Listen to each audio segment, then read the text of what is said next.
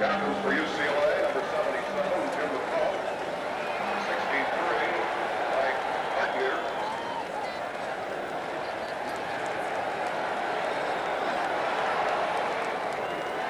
Number 95, Mark Rypien.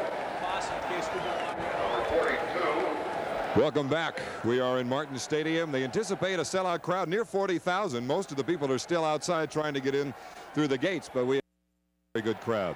Now, big surprise by Washington State last week. They came out with a wishbone, and Ed Blunt did a very good job engineering that offense. That he did. Mark Rypien had led the Cougars to a couple of touchdowns, but Ed Blunt comes in and leads them on a 72-yard drive, and Blunt carried it over for the Cappers. We take a look at Mark Rypien. The senior is having a very good year, and what Jim Walden wants to stress is the fact that using Ed Blunt is not punishing Mark. Just another, it's a diversification of the offense, really.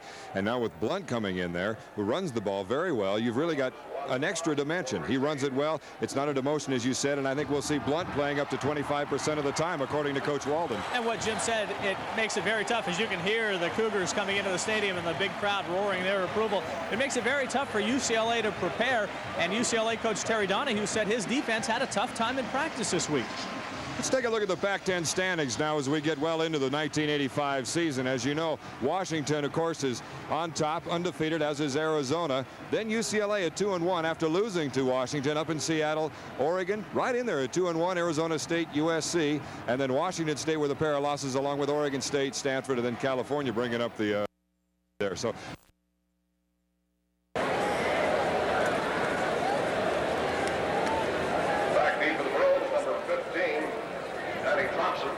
back to Martin Stadium on this live broadcast throughout the state of Washington. We're in Pullman, Washington, homecoming 1985.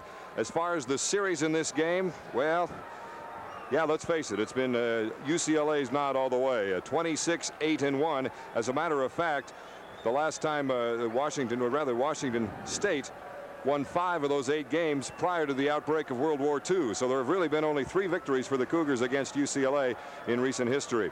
Washington State is going to kick off. They'll defend the goal on the left of the screen as we go to live action. UCLA will receive. The wind, if there is any at all, Bud, looks like it might be going from left to right. As you see the officials for today's game, Mr. Flood Sidoris, Robert Beal, Charles Calvin, David Becker, James Fogeltantz, and Robert Schnell.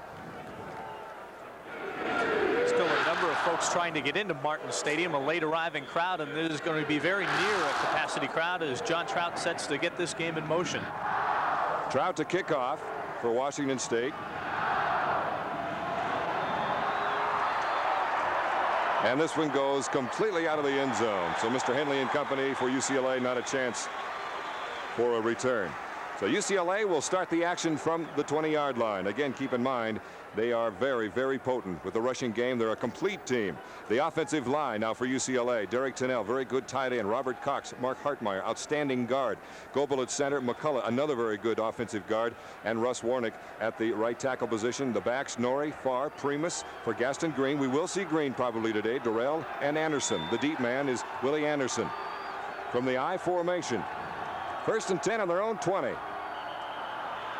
And already we have some movement. Let's see what happened. Eric Howard going after the center. Joe Goebel.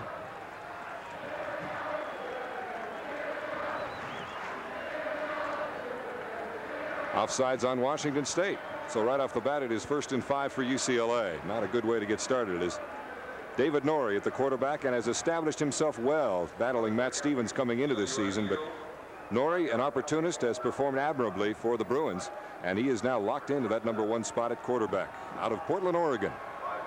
1st down and 5 now on the 25 of UCLA. They give to the up man, Mel Farr, and not much there as the Cougar defensive line comes in and plays well.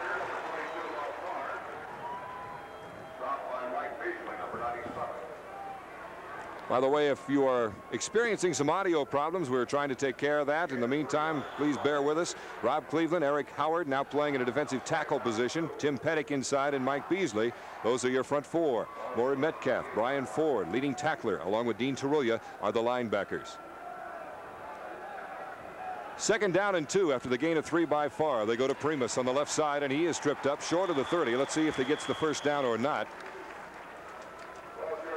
Mike Beasley with a nice job, gets some penetration inside and just able to knock Primus off his feet. The sophomore had a fantastic game against the Stanford Cardinal last week. First down for the Bruins. The first down of this ball game. UCLA coming in ranked 16th by UPI, the coaches poll, 18th by AP, the press poll. Washington State at 2-4, but off that impressive win against Oregon State in Corvallis, 34-0. Again, the squeeze on the center. Gobel's going to be busy today for UCLA. A little play action. Norrie still with the ball, goes out to the right side, has a receiver out there, Kyle Dorrell, but didn't get all that much. Nice defense on the part of Ron Lee and Ricky Reynolds for Washington State. Dorrell is a junior out of San Diego at 5'11", 190 pounds, 2-year letterman. Take a look at it as Norrie does a good job of freezing the linebackers with the play action fake and is flushed out. Cougars got a little bit of penetration defensively, and Norrie finds Dorrell for the catch. Call it a gain of 5. Second down and 5 for UCLA. Number 1 in the Pac-10 in rushing. Fumble, and Norrie falls on it. So now they will look at least 3rd and 5 coming up. UCLA, a very tough team with Norrie at quarterback, a very balanced team. No one really standing out. Yeah, they have a deep threat with Willie Anderson coming in, replacing Mike Sherrard, who was injured. But they're a very complete team. They look similar in every play as far as when the play begins. They use play action a lot. They'll go with the handoff. Your linebackers have fits trying to follow this offense. 3rd down and 6, a loss of 1 after the fumble. With a quick pass intended to the right side to, I believe, Willie Anderson, not there, and UCLA will have to punt the football. Cougars came with a blitz that time. Dean Tarulia came in, as you see some of the homecoming crowd here in Pullman, exhorting the defense after they have stopped the Bruins on this first drive. Good penetration by the Cougars, forcing Norrie to throw that pass even quicker than he wanted to. Kittrick Taylor back to receive for Washington State. And Ted Henderson is the punter, averaging 37.5 yards. His longest this year, 49 yards.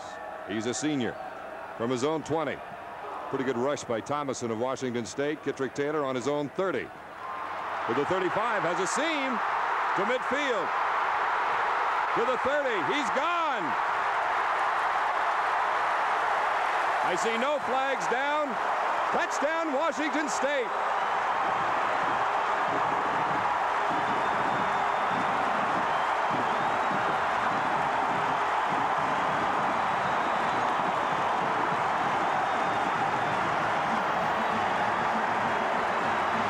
Indeed. Watch as Henderson gets the kick away. It was a short floating kick. You see Taylor running up to make the catch at his own 30. Gets a tunnel right up the middle. A nice block right there by Irwin Chappelle. And from there, Kittrick Taylor just outruns everybody. You see Brian Ford helping out. Taylor's second punt return for a touchdown of his career. Had one similar to that, you might remember, about 70 yards against Oregon. This one going 70 yards in Washington State with a 6-0 lead right off the bat. The kick by Trout is good, and Washington State is leading here in the first quarter, 7-0. That is only the second touchdown UCLA has given up in the first quarter of their first 7 games. So Washington State moving out in a hurry. Let's take a timeout. Washington State with a lead, 7-0.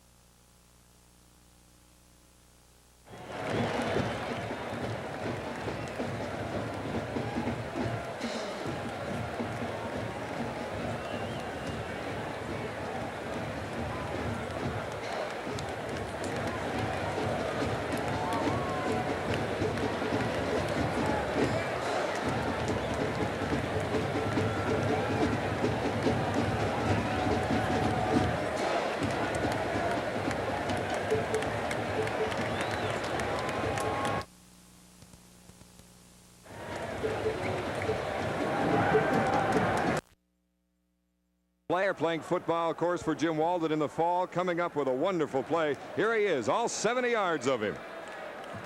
Really, Taylor just with the gap right up the middle gets a couple of nice blocks, and from here on out, he is just playing out, running everybody.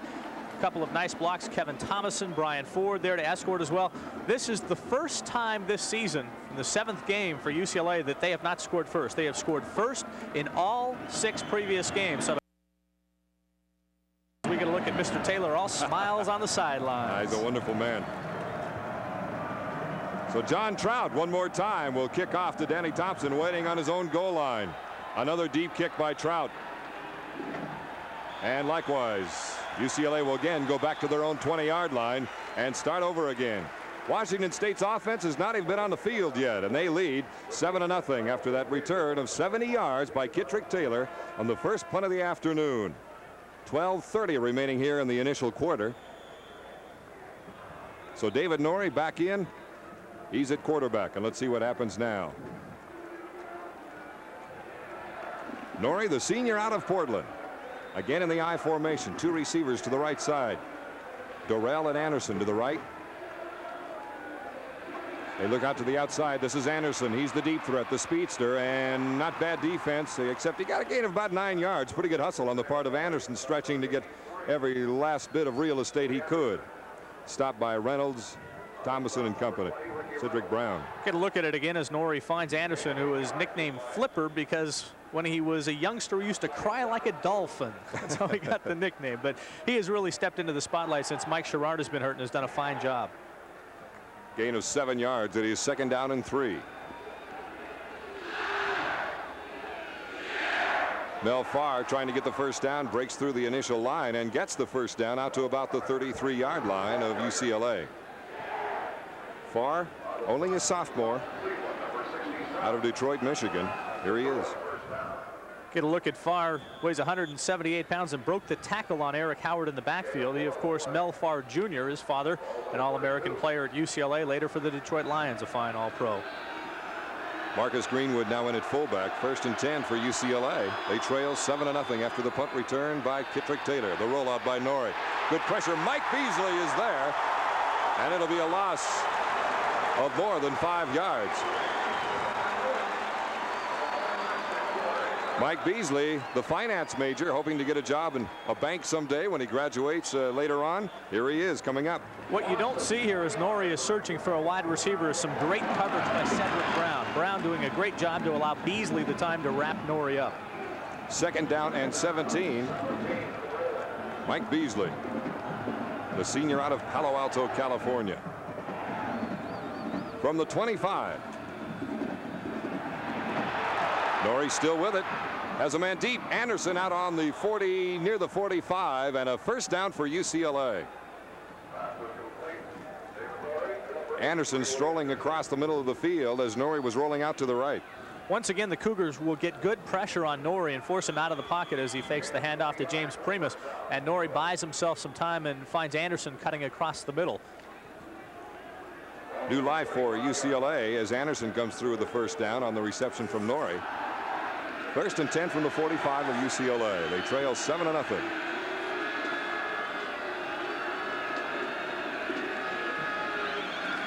They give to the up man, Greenwood. Good yardage out near another first down and into Cougar territory to the 44-yard line of Washington State. Brian Ford, number 57, in on the stop. Leading tackler for Washington State. Greenwood, the fullback in this alignment, just running right behind the offensive line. Mike Hartmeyer with a nice block, and Greenwood picks up the first down for the Bruins. Hartmeyer, an outstanding guard, as is McCullough for UCLA. That is now 4 first downs for the Bruins. 10 minutes remaining here in the first period. Little quick draw trying to go to Primus, but no go. Brian Ford is there. Also Nick Volk, the Nick freshman Volk, out number of 90. Gonzaga Prep, made a nice stop there. So it'll be 2nd down.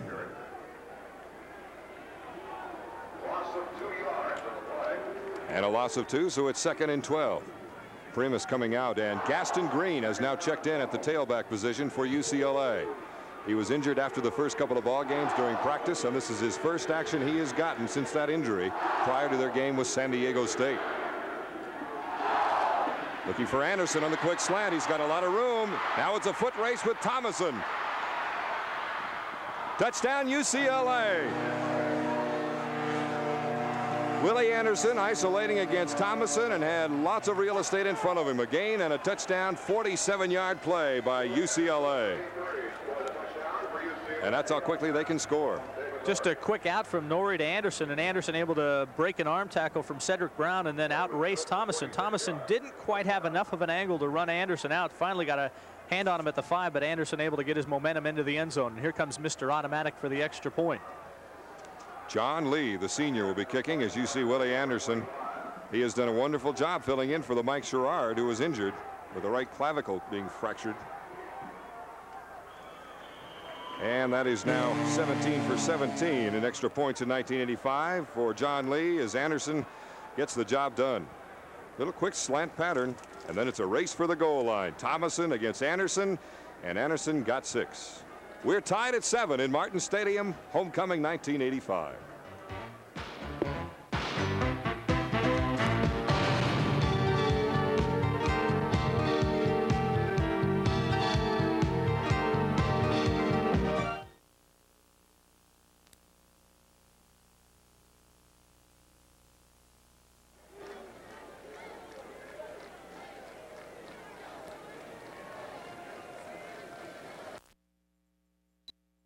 Field yet, and we've got 14 points on the scoreboard. Willie Anderson on a 47-yard touchdown pass from David Norrie.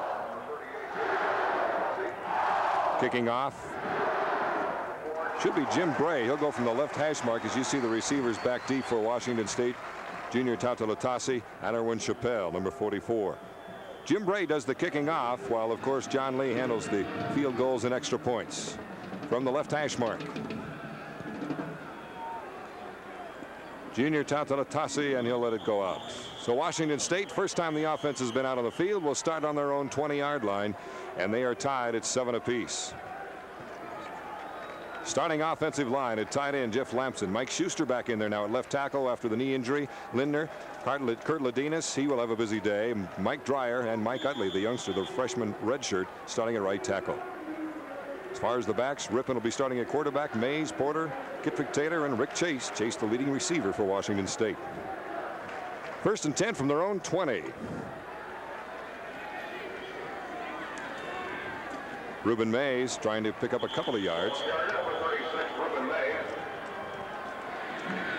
Of course, the thing we'll be keeping our eye on with Rueben Mayes, he needs just 13 yards to become the Cougar all-time rushing leader, surpassing Tim Harris. He picked up about 3 of those yards there. Yeah, they'll call it 2nd and 8, so needs 11 more. As far as your defensive line, Batchkoff, Toomey, and Whalen are outstanding people. Watch the nose guard. Outstanding. Good linebackers. Melvin Jackson, Jarecki Taylor, and Smith.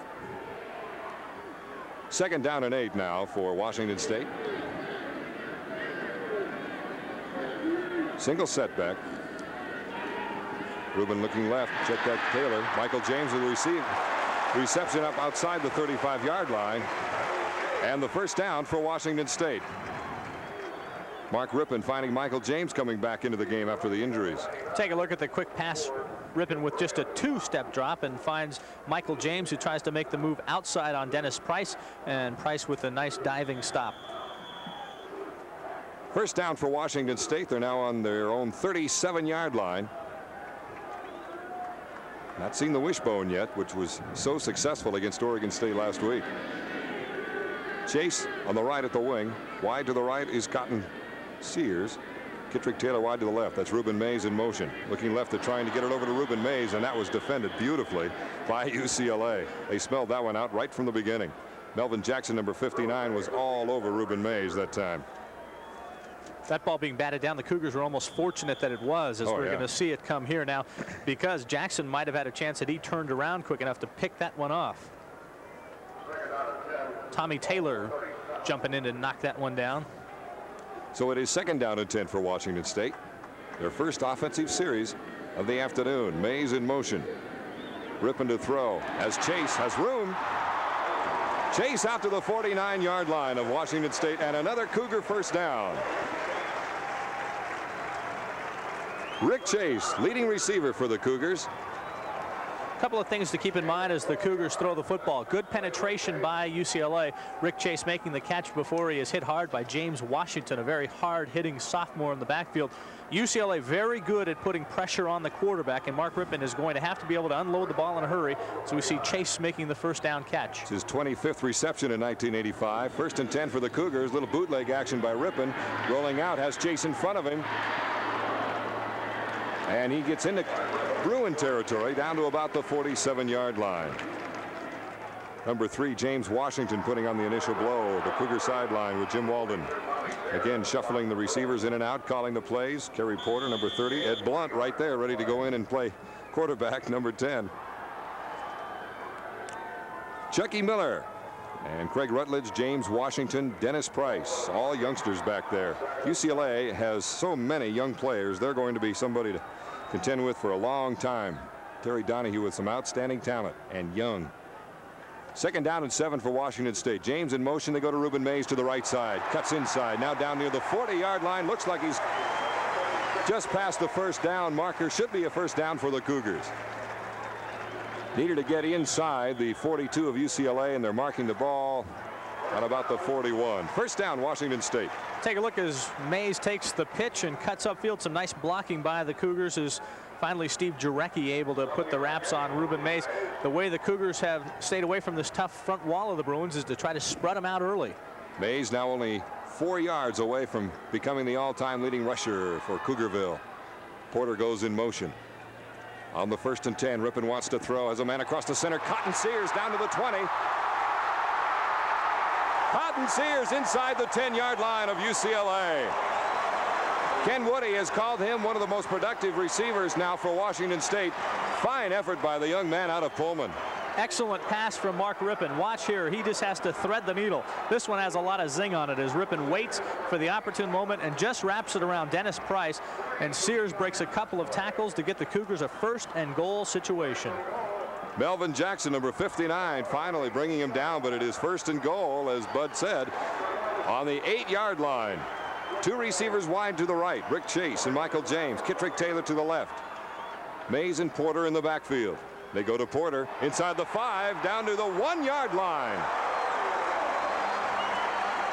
Oh, you get a feeling this is going to be some kind of football game this afternoon. Very typical of a UCLA Washington State contest. A little surprising that the Cougars are able to run the football this well, this close to the goal line. UCLA, of course, as we've talked about, number 2 in the nation. Rushing defenses. You see Kerry Porter on his first carry, moving the ball down to the 1-yard line. Cougars with 3 pops to get it a yard to take the lead. Porter, the junior, out of Great Falls, Montana, 2nd and goal. Mark Rypien at quarterback. A modified wishbone offense here. They go to Porter on the sweep to the right side, trying to cut in. He did it.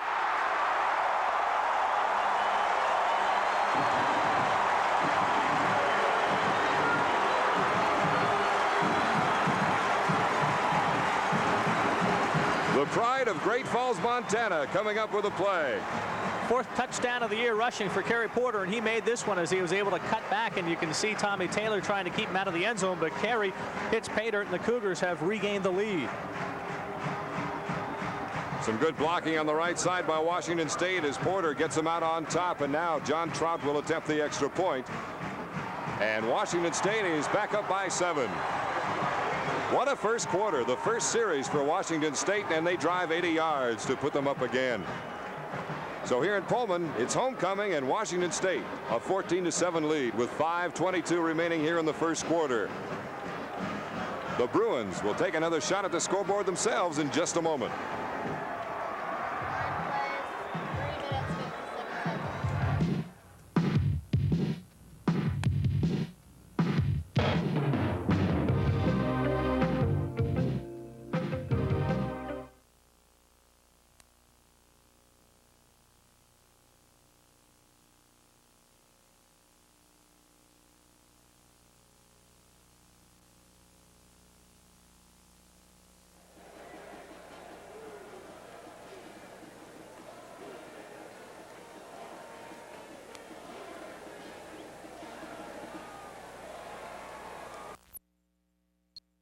Here, Washington State scoring 42 total points in the first quarter. That is their 2nd best quarter, the 4th being their best. So Jim Walden Kind of typical of a Cougar team scoring a batch of points in the first quarter, and they lead UCLA right now 14-7. But UCLA, oh my, let's wait and see. Trout's kick to Thompson, deep, almost to the baseline, and again, two very fine kickers here with John Lee and John Trout. And UCLA will start from their own 20. I don't think we're going to see anybody returning a kick today. You couldn't ask for a better day to play, for the players at least. It's not cloudy, or it's not too sunny, no glare. You can read the ball well on punts or kicks. Just a perfect day. Not terribly hot, not cold, so everything is just right for these two teams. Jim Walden trying to get his second victory against UCLA in his coaching career. Washington State got one of them, 17-14, 79 back here when this was recently renovated, the stadium, Martin Stadium. They give to Mel Farr on 1st and 10. He's up close and is into first down territory. Good gain by the up man, number 22, Mel Farr, out of Detroit, Michigan, only a sophomore. Going to see a beautiful block from Jim McCullough, the 6'5", 262-pound senior. Just a big block that opened up a lot of room for Farr to pick up the first down. Ron Lee on the tackle, but Farr, as we said, got the first down. UCLA now. Here was the drive by Washington State, 80 yards, 9 plays, almost 4 minutes, and the 1-yard run by Carey. Norrie wanting to throw in the little quickie inside. He does. He finds Durrell, Carl Durrell, up for another UCLA first down outside the 42-yard line. That is 7 first downs for the Bruins, and they trail 14-7. Take a look as Norrie once again with the play fake, going with that every time they throw the football, and inside to Durrell. Artie Holmes with the wrap up for the Cougars. Thomason with a stop. Let's go to Bob Romero on the sidelines. Gentlemen, if we're going to see that wishbone from the Cougars today, one thing they do use is Junior Tatalatasi. He was shaken up earlier. It's been diagnosed as a leg bruise. He should be all right and is expected to come back and play. All right, thank you, Bob. In the meantime, Mel Farr up near midfield to about the 48-yard line. Looks like right now they are exchanging Mel Farr and Marcus Greenwood at the fullback position. Greenwood out of Bakersfield, a junior. Nowinski coming in at tight end, bringing in a play. So it is 2nd down and 4 for UCLA. They trail 14-7. A 70-yard punt return by Washington State's Kittrick Taylor, and then an 80-yard drive by the Cougars have put them on top. Primus, and great penetration on the part of the Cougars. The first man there to slow things down was number 73, Eric Howard, making the move to defensive end. Check that, to defensive tackle. And that's a move that has really paid off for the Cougars. They were able to get a little bit more penetration last week at Oregon State, and it's done a better job of doing what we saw just there, blocking up the middle on the run. Primus with 129 yards against Stanford last week in their 34-9 victory against the Cardinal in Palo Alto. 3rd down and 6, big play for UCLA. Play action again, penetration by the Cougars, little screen, this time the tight end, Tunnell, and he is down to the 35 of Washington State and the first down. Got a flag down, however. David Norrie is saying it is against Washington State. In fact, it is a roughing the passer penalty, so that is going to be tacked on to the gain. Excuse me, I believe it was on Eric Howard, 73. He was throwing his arms up like, what did I do? You have to be very careful of Derek Tunnell. He is one of the fastest players on this team, despite the fact that he plays tight end. He's a former fullback. He can do a lot with the football once he makes the reception. 6'5", 236 pounds. David Norrie is in there to make sure everything is done correctly. And it is declined. They'll get the first down on the play by Norrie. See if we can action. Pick it up here as Norrie is in the backfield, and just out of your screen you see a little questionable. Eric Howard was up in the air as Norrie was getting rid of it, as you see Tunnell make the reception and finally brought down. Thomason on the stop, 1st and 10 for UCLA. 3:19 remaining in the first quarter. And we may have another one against Washington State right there. You saw the defensive line, almost the entire line jump. So Norrie doing something with his cadence, and it worked. So it'll be 1st and 5 as the ball moves all the way down to the 30.5-yard line. Call it the 31 of Washington State. Offsides on the Cougars.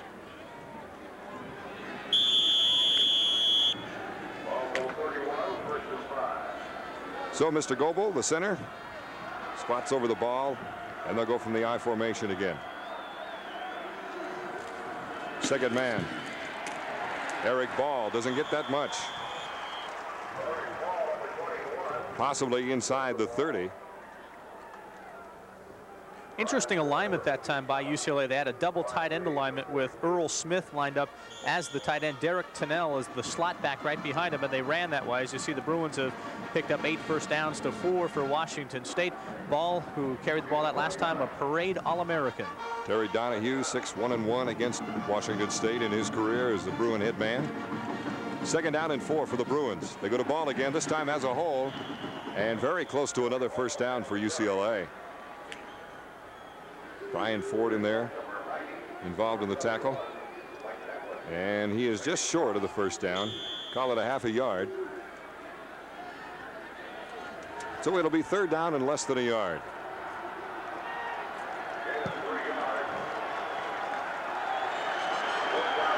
Primus back in the tailback slot. Greenwood at the fullback spot. Double tight end. Play action. Has a tight end. Tennell not there. So I would imagine we'll see Mr. Lee come out. And here he comes. Number 25 is you see Tennell. The ball just out beyond his reach. So John Lee will be coming on for the field goal. Take a look at the play action pass again as they go for it all on 3rd and 1 and just overthrew Tennell, who was open. He had Ricky Reynolds beat. Lee, who is perfect from inside the 40.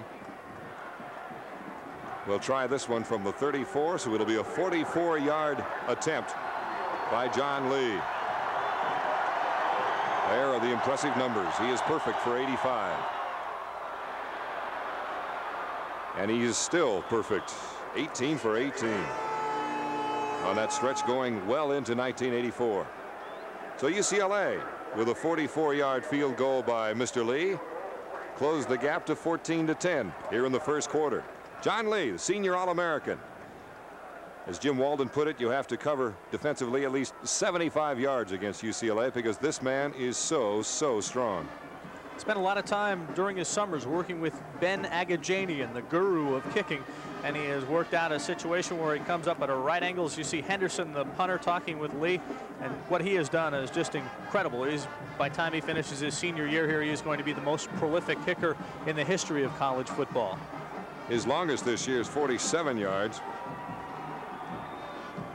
Terry Donahue, as we said, 6-1-1. There's your score. Washington State scoring 2 touchdowns in the first quarter. And coming into this game, UCLA had allowed only 1 touchdown in 6 games. So Jim Bray back to kick again for UCLA. It'll go to junior Tatalatasi. He'll take it on his own 4, the fumble. And now he is in trouble. Now he springs away out to the 20 and up to the 30-yard line. Junior Tatalatasi keeping his composure and is able to pop through and recover after that fumble. 25-yard return by Junior T. That's not how they diagram it in the playbook, but Jim Walden will take it as Tatalatasi loses the football, almost puts his knee down as he picks it up. Looked like he was going to be brought down inside the 7, but he breaks the tackle from Alan Dial and squirts through a hole and works his way all the way out across the 30 where the Cougars will start. How many times have we seen that in football when there is a fumble by the man receiving and then pops it for an 80-yard touchdown? Somehow it affects the timing so many times. 14-10, Washington State here in the first quarter. They go outside to Mayes. Picks up about 3 or 4 yards on the sweep to the right side. Let's go down to Bob Romero on the Cougar sideline. Don, the Cougar defense, when they came off the field that time, were a little frustrated with giving up the 3, but they were talking about a moral victory. Hey, we kept them out of the end zone. We were tough when we had to be. And despite giving up the 3, they were happy about it, guys. 2nd down and 7 for Washington State. Mark Rypien at quarterback. Have not seen Ed Blunt running the wishbone as he had against Oregon State. No telling when that might happen. Mayes in motion. Rypien looking to the left. Has a man open. Cotton Sears. He's to the 20 and knocked out of bounds there. Just tripped up by Craig Rutledge, number 30. And again, UCLA, number 10 in the Pac-10 in pass defense, and the Cougars are really taking advantage of this. Cotton Sears with a great reception earlier in this ball game comes up with another gem. 44-yard pass play as you see Sears keep his balance off of the hit from James Washington and finally knocked off his feet by Craig Rutledge. We get a look again from Mark Rypien's vantage point. Washington was going to come up and try for the interception, was about a step slow, and Sears doing a great job to keep his balance. The draw to Kerry Porter, and nobody is fooled as UCLA reads it. And that'll be a loss of a couple of yards, so it'll be second down and roughly 12 to 13. We'll mark it when the officials do. Jim Walden, the Mississippi Gambler. And he has shown us plenty of that. The fake punts against Ohio State. Defensive line working with Del White. I believe looks like that's Del. I think so, underneath the brim. Defensive coordinator. 3 seconds, 2 seconds remaining. We may not get this play off. No, we won't. And that's going to do it for the first quarter. So Washington State putting on a whale of a show when they've had their opportunities. They have already had an 80-yard drive. That followed a 70-yard punt return for a touchdown by Kittrick Taylor. So the homecoming crowd here is getting quite a show. And Washington State, they are knocking on the door one more time. 14 to 10, Washington State.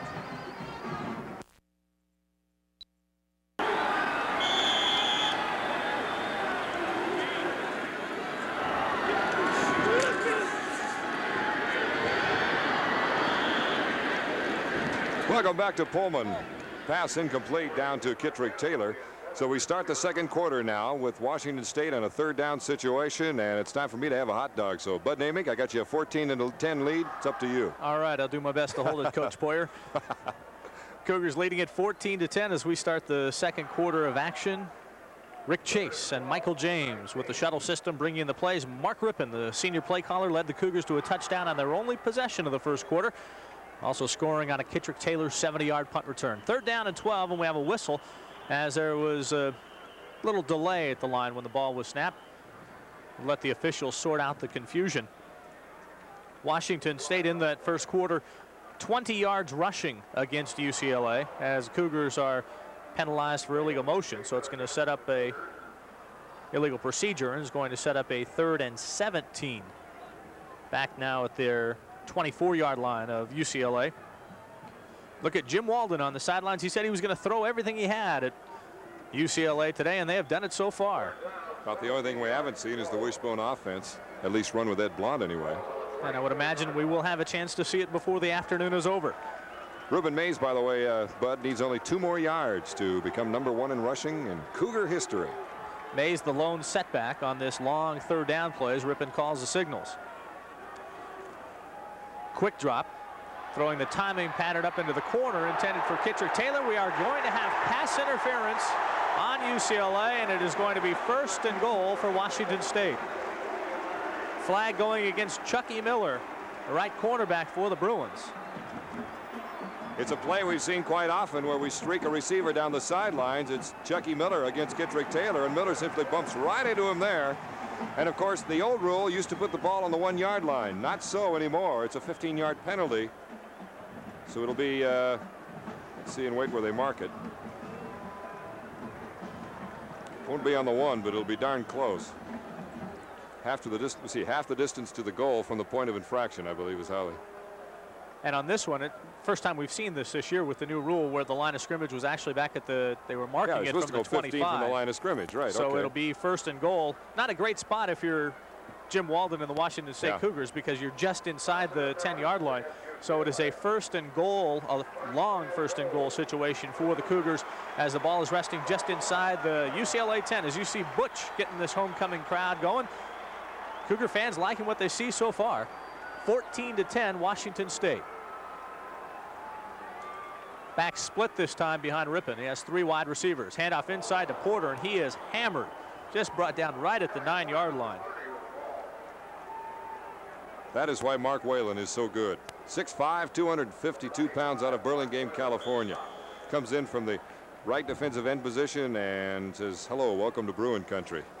We're inside Pride country now, because anytime a defensive team is inside their own 10, it's just a matter of pride and concentration. Whalen was the Pac-10 Defensive Player of the Week this past week for his play against Stanford. The pitch to Rueben Mayes. He cuts in for the touchdown, and Rueben Mayes is now the all-time rusher in Washington State football history.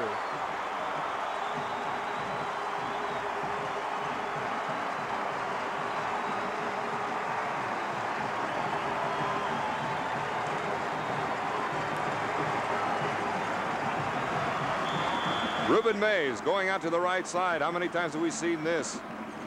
And then cuts back inside. Toomey unable to get him, number 40, and by then it was too late for Miller and James Washington. He was already into the end zone. Washington State really putting on a show offensively. John Trout set to add the extra point, punches it through, and the Cougars have built their lead to 11 points.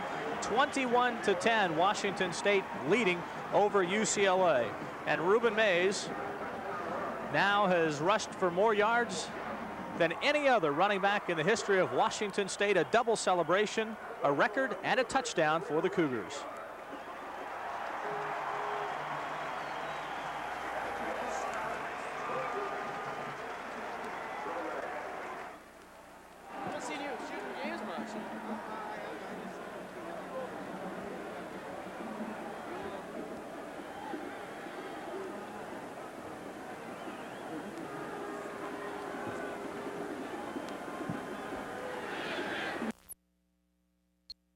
The all-time Cougar leading rusher surpassed Tim Harris, and I'll tell you, there's probably not a guy who's happier for him than the guy sitting right next to him, Kerry Porter. Those two teammates in the backfield, they are roommates, and they stay together quite often, as you see the UCLA cheerleaders on the sideline hoping to get something going.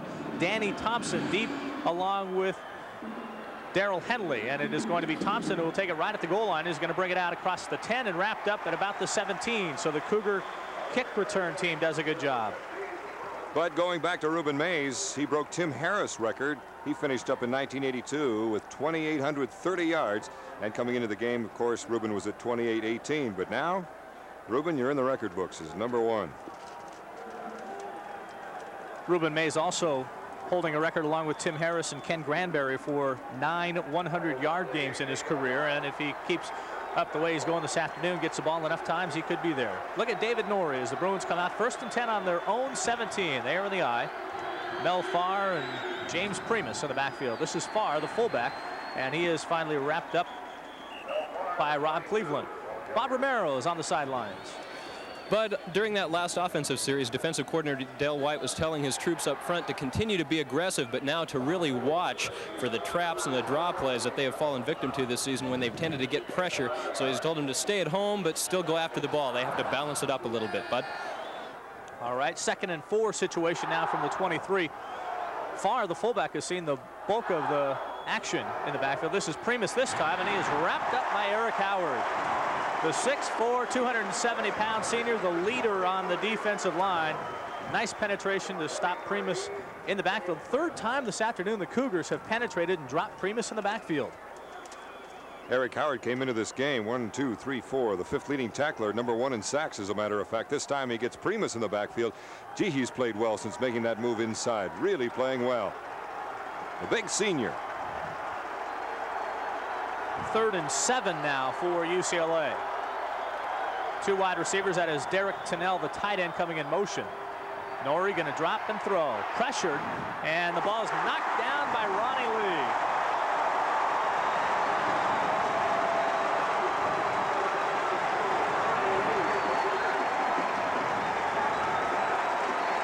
Couple of the alumni cheerleaders here on homecoming. Let's watch him. He's on the top of your screen. Not in the picture just yet. Here comes Lee, stepping in front of the tight end, Tennell. Just simply a great play. Not making contact, but knocking the ball away. That was a freshman who made that play. Ted Henderson set to punt. Last time he booted one away. Kittrick Taylor took it, almost blocked. Better kick this time. Taylor went 70 yards with it for a touchdown last time. It'll be a 68-yarder if he goes all the way this time, and he scares the Bruins for a minute, but finally brought down at the 47. So the Cougars will have the football in very good field position. 12 minutes, 37 seconds left to go in the first half of this football game. It is Washington State leading UCLA 21-10. I think it's safe to say this is the best 17 minutes of football Washington State has played in 1985. Henderson's punt. This one a very good one. The nice rush by Taylor, but the nose went over. He had the slight spiral and went pretty deep. Kittrick Taylor here getting past that first wave. Look, Kerry Porter. Let's see if he gets a block. He got enough to squirt Kittrick Taylor through, and he got out and got some pretty good yardage out to the 47. There's a look at Taylor, wide receiver on the right side. Cougars have it spread. Back spread. The handoff goes to Porter. He's across the midfield stripe down to about the 48 of UCLA. And Don, something we're seeing, looks like the Cougars are really pushing aggressively, and maybe Bob Romero can see that from the sidelines as well. But on that last defensive series, though, one thing we might point out, great play in the secondary, but what really set it up, they are getting that pressure up front as Eric Howard is putting a little pressure in the face of the quarterback, Norrie, and also the pressure came from Cleveland on the outside. Offense line doing a great job up front, and everybody's talking about the excellent blocking so far. Bud? See what the blocking can do here with the back split again behind Rypien. The fake handoff. Rypien time to throw. Throws it to the wrong side of his receiver, Rueben Mayes, and they say it hit the ground. Mayes was wide open, but was looking for the football on his right side and had to turn back to his left to try to make the catch. Pretty good bootleg on the part of Rueben, or check that on Mark Rypien, however. Here's the throw, just a little bit to the right side. Nah, couldn't grab it in time. Good job of acting, at least. Here again, wide open, too. Jim Walden right now pointing something out to the official, and now the official blows his whistle, says my time. We're going to check something out as the ball was sitting on the right hash mark. We've not seen Glenn Harper on the field yet today as far as a Cougar punt, so this is a big third down for Washington State, 3rd and 5. Michael James and Kittrick Taylor are the wide receivers. UCLA with a 4-man front as Kerry Porter comes in motion out of the backfield. Rypien a short drop and hits Michael James, who makes a nice catch and hangs on after a tough hit. They spot it for a Cougar first down. Michael James out of Tacoma. Younger brother of Chris James, former Washington Husky. Again, it's a little slant pattern, come in quickly, and Dennis Price giving up just a little bit too much room from his right cornerback spot enabled Michael James to come up with that catch back after being injured earlier this year. 1st and 10 for the Cougars on the 41 of UCLA. Still Porter and Mayes in the backfield. Rick Chase, one of the wide receivers this time. Porter takes the handoff and picks up about a yard is all as he met that Bruin brick wall. Very tough against the rush, but the Cougars have been able to move the football fairly well on the ground because of the fact that they've come out throwing and they've been able to run the football when they've been catching the Bruins a bit off guard. The backup nose guard making the tackle, number 66, Jim Waller. So Toomey is not in there right now. Very quick, small nose guard, but not nearly as big as Waller. Good look at Mark Rypien, the senior out of Shadle Park. Once again, that bootleg, time to throw for Mark. Going to probably pick it up and run this time, and he has some room. Across the 40, going to be chased out of bounds inside the 30, and that is enough for a Cougar first down.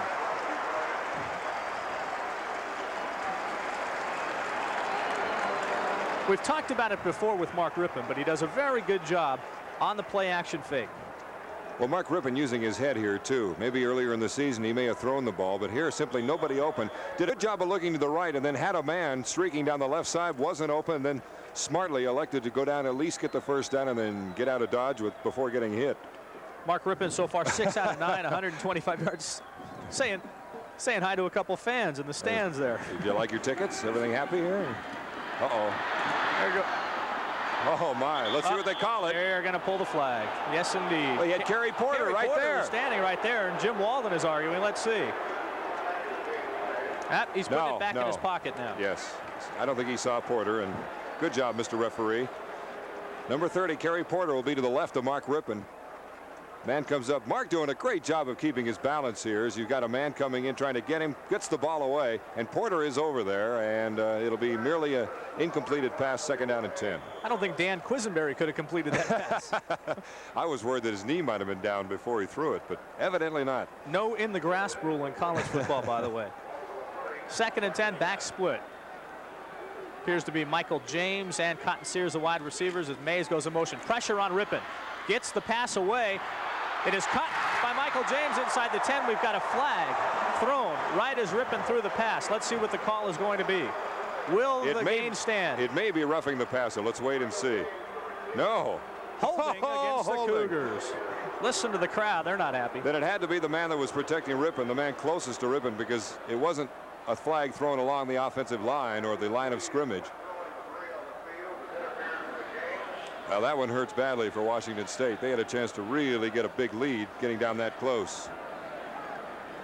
Junior Tatalatasi, number 38, again banged up. So they're calling a hold on Washington State. Pushes the ball back to the 40, so it will now be 2nd and 20 from that 40-yard line. Rypien doing a great job of picking apart that secondary of UCLA. They're young, sophomore, junior across the back for UCLA. Cougs have been penalized 4 times for 25 yards. Rypien to throw. Has Mayes in the flat. number of Bruins there to greet him, including number 35, a freshman backup linebacker, Billy Ray, who makes a stop. Pickup of only about 2 yards on the play, maybe even a yard for the Cougars.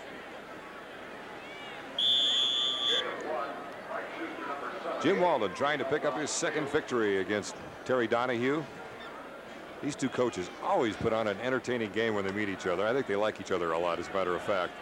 Good little rivalry. It really seems that way. You get a chance to talk to him, and Donahue kind of grins as he says, "I like to play against Jim." The wind's starting to kick up a little bit more now, and it is blowing in the face of the Cougars on this 3rd and 19 from the 38. Here's the option. Porter cuts back inside, has some running room, and is going to not get the first down, but what he does do is give the Cougars pretty good position for a field goal try by John Trout. It'd be about a 42-yard attempt. You hear some of the fans booing. They thought there was a little extracurricular activity after the tackle. And the decision will be to go for the field goal. You see the pitch here. Kerry Porter running with some authority today. He is really looking good, as a matter of fact, as he cuts in nicely here and simply gets the shoulder down and starts hitting people, and that's something Kerry loves to do. He's the man that likes the contact in that backfield for Washington State. Pretty good gang tackling by UCLA. So Jim Walden is elected to go for the field goal. It'll be a 43-yard attempt by John Trout. Trout 4 out of 6 on the year. John Lee is connected from 44. And the crowd tells you that this one is good.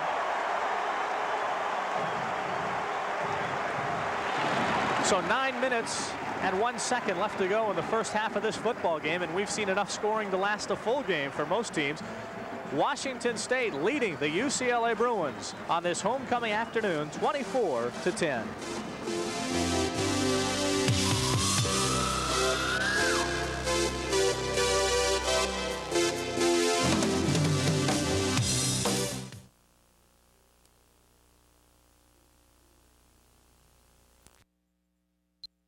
John Trout's reaction after the field goal was good. Yeah, he and Ed Blunt are a little happy. It gives the Cougars a 2-touchdown lead. Did you see the concentration? The head was down well after his kicking foot came down on the ground. That is good form for John Trout.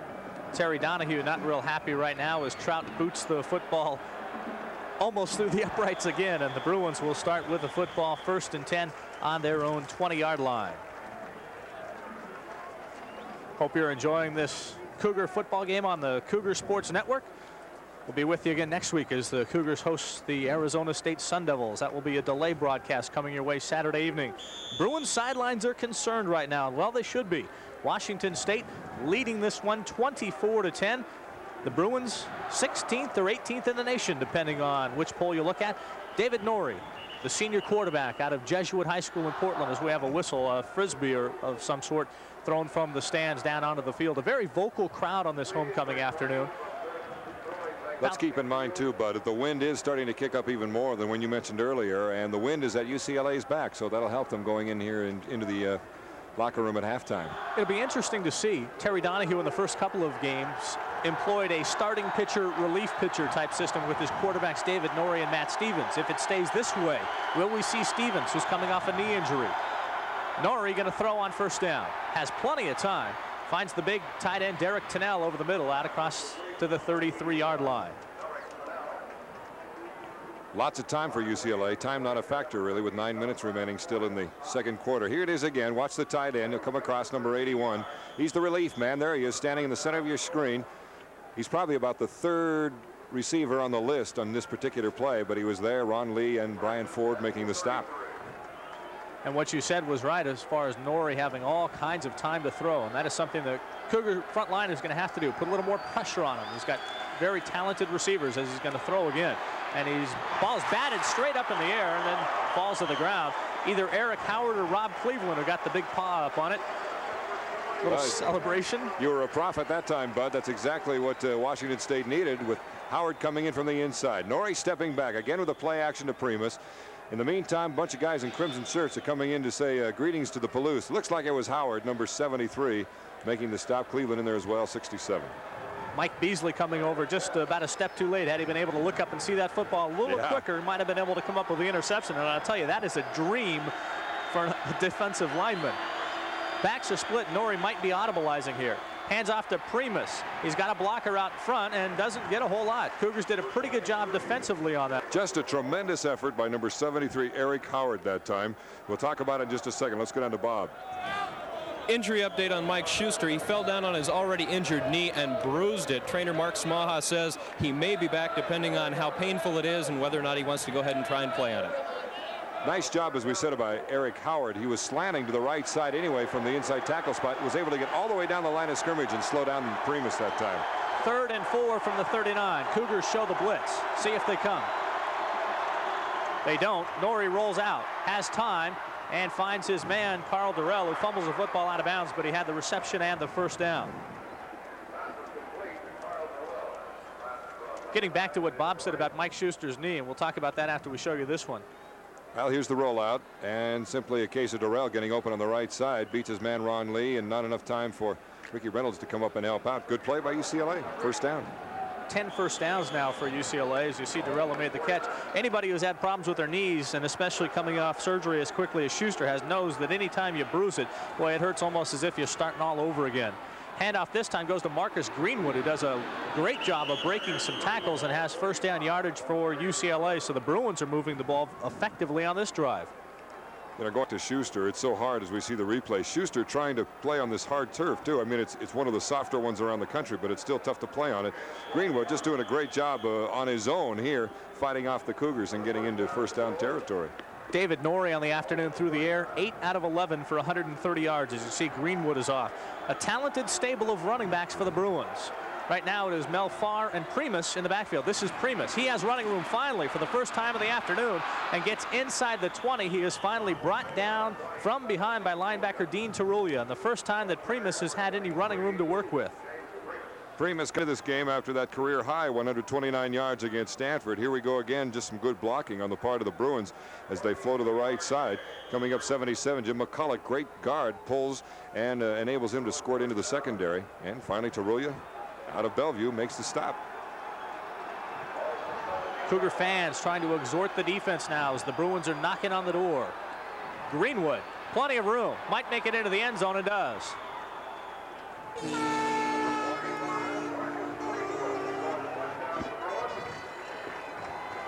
So a 17-yard run by Marcus Greenwood on the heels of a 22-yard scamper by James Primus quiets this homecoming crowd. Well, they had a trap inside. McCullough, number 77, trapped, and that really opened up the avenue for number 45, Greenwood, and he simply pranced into the end zone.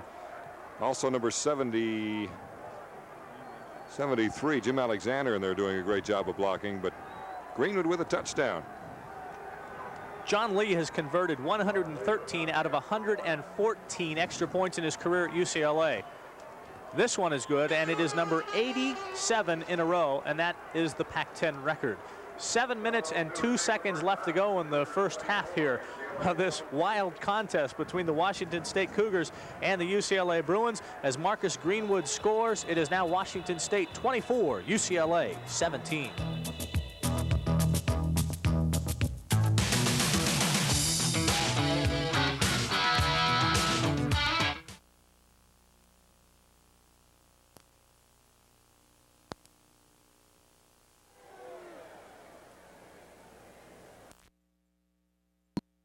Up and probably bringing some rain as we look out on the horizon towards the west. It was raining in Seattle this morning, so a good chance we'll see some moisture before the afternoon is over.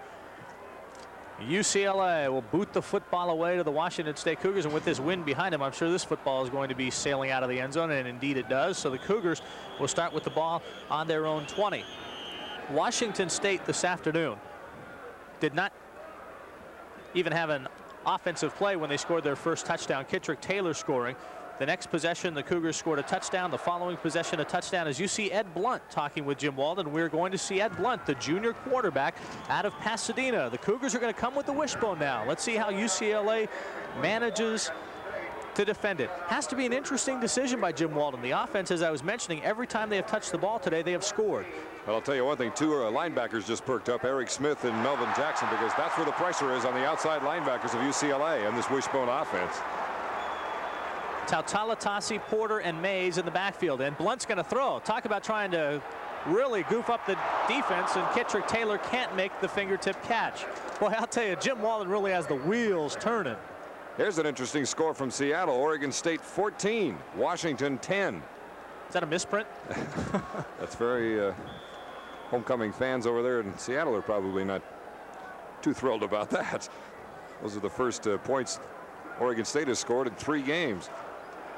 Ed Blunt, 5 out of 8 through the air, 71 yards and a touchdown so far this season. So now 5 out of 9. He has rushed for 95 yards and a touchdown. 2nd and 10. Handoff goes to the front man, and that is Kerry Porter, and he falls forward to about the 23-yard line. Now, I know Jim Walden talked about using this after it worked so well against Oregon State, but you have to wonder. The Cougars, every time they have touched the ball this afternoon, have scored. They have moved the ball at will. Things have been going very well, and all of a sudden he comes with it here.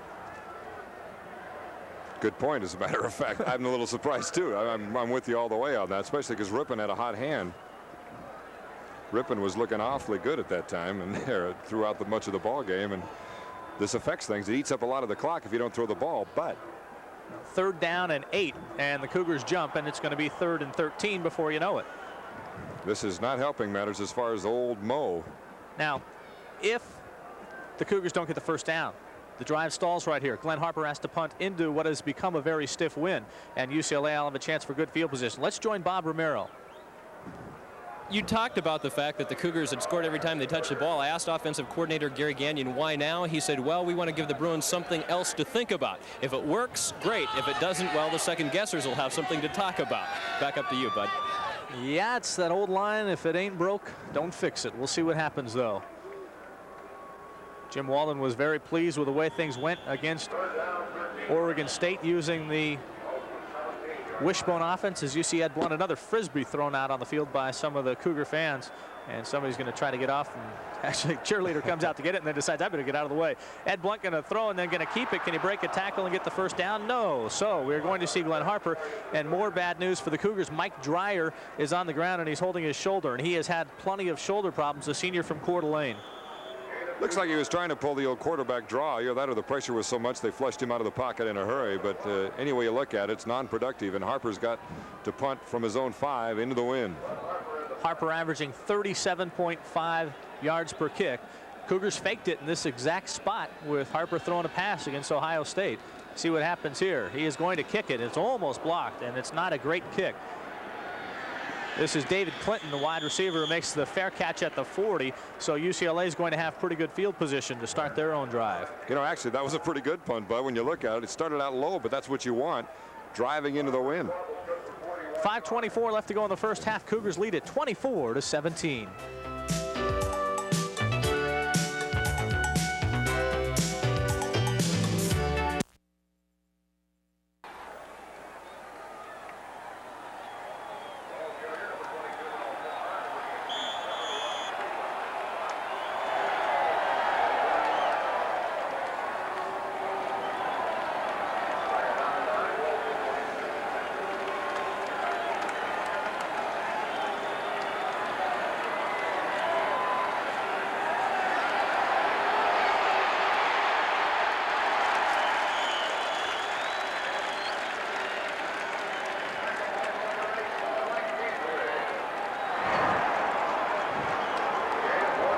Now, the folks down on the field were so excited about the way things are going. UCLA got started and ran a couple of plays. On the last one, David Norrie went back to pass, and Mike Beasley did an excellent job of flushing him out as he comes up with the pursuit from behind, and the senior out of Palo Alto brings Norrie down. So it is now 3rd and 7 for the UCLA Bruins on their own 44-yard line. And the fans in Martin Stadium doing the wave, trying to get the Cougar defense to make a big stop here.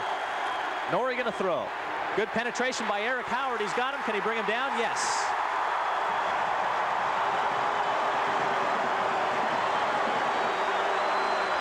Great play on the part of Eric Howard, but I'm so surprised Norrie didn't try to ditch the ball. He had Clinton downfield about 20 yards on the same side of the field that he was. He had time here. He knows he's going down. All right, now throw it. But he didn't, and a great move on the part of Washington State and a break. 15-yard loss on that one, so now Ted Henderson comes on to punt. Kittrick Taylor setting up camp at about his own 30-yard line. Cougars come with the rush. A driving kick by Henderson drives Taylor back inside the 20, makes the catch at the 15, and good coverage by the Bruins. Kittrick has nowhere to go and is fortunate just to be stopped right at the 15. So a beautiful punt by Ted Henderson. And the Cougars will start with the football on their own 15, and let's see who comes in at quarterback. Some boos coming up from the Cougar fans. They think that Kittrick Taylor was roughed up, and Kittrick telling the officials that he feels the same way. And it is Mark Rypien coming back at quarterback for the Cougars. 55-yard punt by Henderson. Let's keep in mind he had the wind with him. He came in averaging 37 yards a punt. So the wind was helping out the Bruins that time, and now 3:24 remaining here in the first half. Cougars nursing a 7-point lead, 24-17. There has been plenty of offense in this game. Last time the Cougars had the football, it was Ed Blunt in the wishbone. Rypien pressured, throws. Michael James at the 35. James Washington with a riveting tackle against Michael James. But Michael able to hold on to the ball for that first down for Washington State. Pickup of 20 on that play. Here it is. Good job of getting away from the tacklers or would-be tacklers, and now James gets it, knows the hit's coming somewhere, and Washington delivers it. Terry Donahue says this is the most aggressive defense that he has ever had as Mark Rypien takes a snap from Kurt Ladinas. The pitch to Rueben Mayes, who first and foremost had to hang on to the football. He almost lost control of the ball. Got a flag down too. Maybe that's a penalty against UCLA as the crowd on the opposite side of the field was cheering. See what the indication is, a face mask.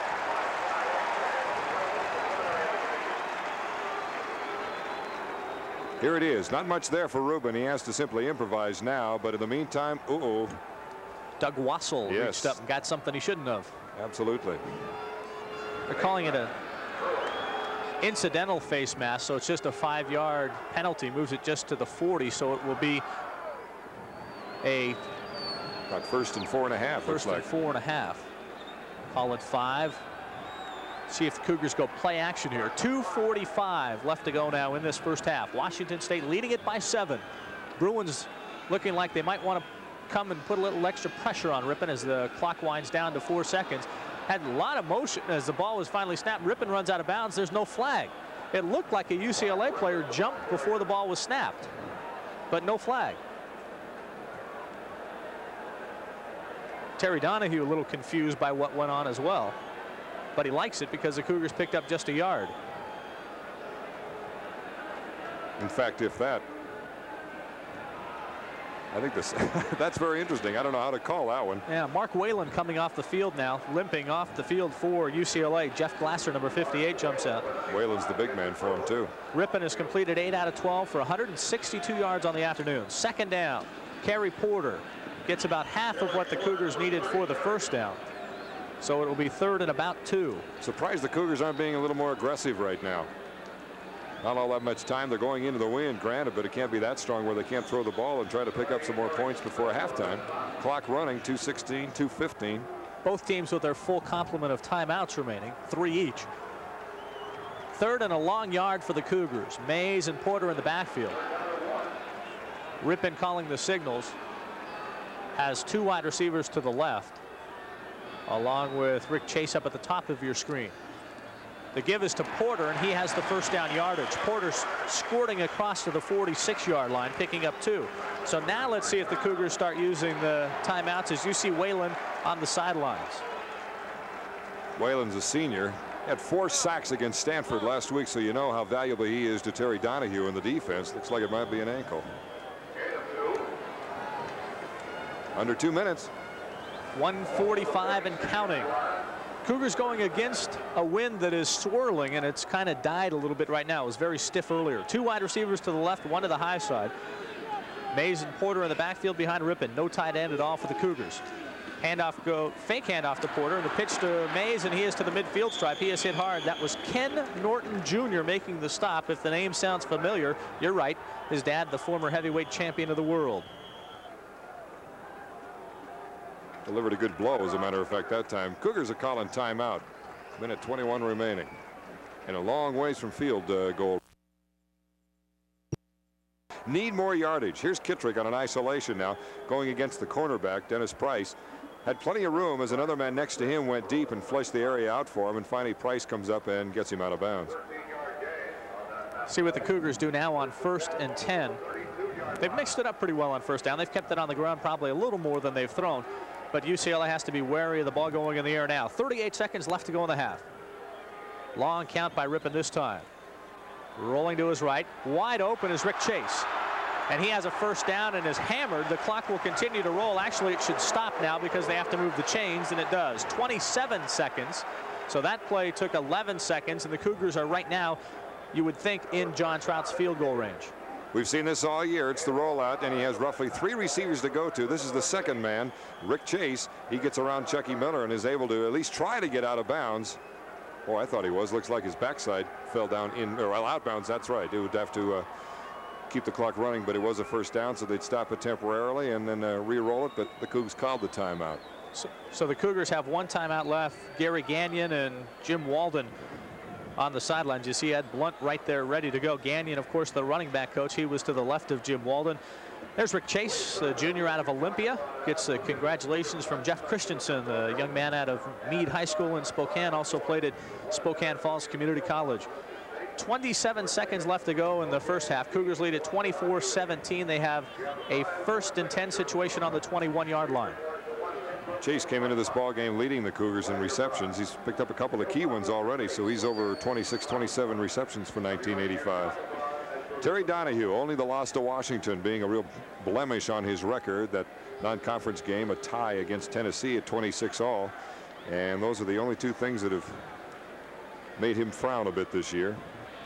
One thing that's interesting, Dom, we talked about the fact that the Cougars moved the football so well with Mark Rypien at quarterback, scoring every time. They brought in Ed Blunt, tried the wishbone, they were stopped. Didn't work. Yeah. Rypien comes back, though, and they didn't lose the momentum. They've been able to move the ball. Here we go. 1st and 10 from the 21. Backs are split behind Mark Rypien. Has time to throw. Looking for 6.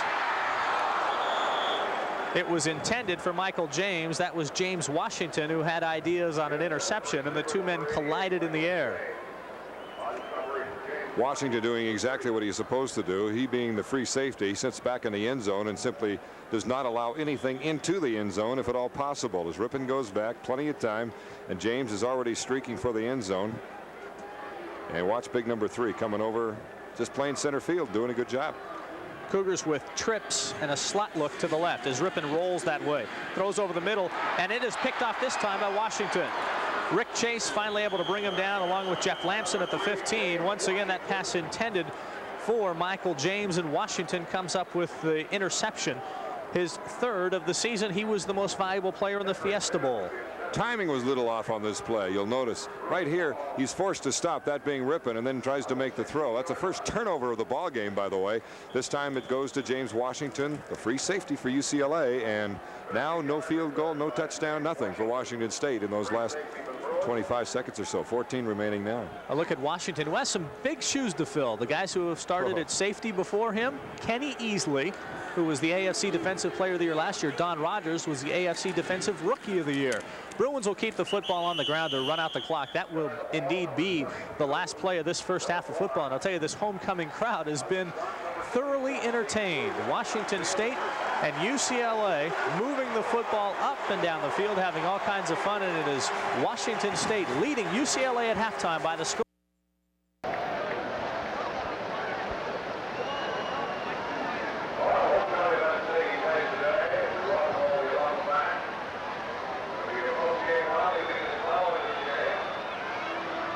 Don Poyer along with Bud Namick and Bob Romero down to the field. That's the story. A 7-point lead for the Cougars as UCLA comes back onto the field for the second half of this ball game.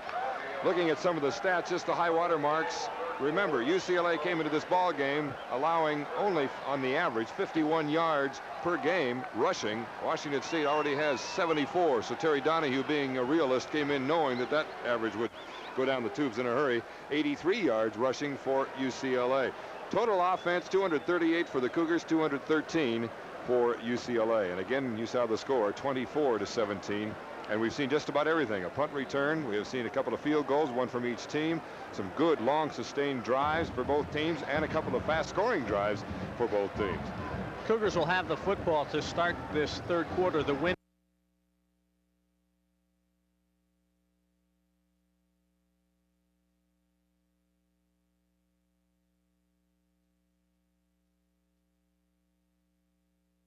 Here in Martin Stadium that has been kind of blustery so far the afternoon. It kicks up once in a while and then dies down as the Cougars come back, greeted by this crowd in excess of 35,000 in Martin Stadium. One thing to keep in mind, the last time these two teams played here in Martin Stadium, the Cougars led 7-3 at the half. Yes. And UCLA went on to win it by the final of 24-14. This game very different from last year's game. UCLA jumped out to the 24-7 lead over the Cougars last year. And of course, Washington State in that game in the Rose Bowl roared back to tie it at 24. As time was running out, they had an opportunity to kick a game-winning field goal, but they had a bad snap. It gave UCLA the ball on the 49. They moved it down, and John Lee kicked the game winner 27-24 as you see David Norrie warming up on the sidelines. It's getting a little chilly, too. These guys from Southern California having to come up now and put on the sweatshirts to keep the elbows warm. Back in '83, UCLA won it 24-14. Back in '82, they won it big, 42-17. Back in '81, here on this field, 17-all tie. And then back in '80.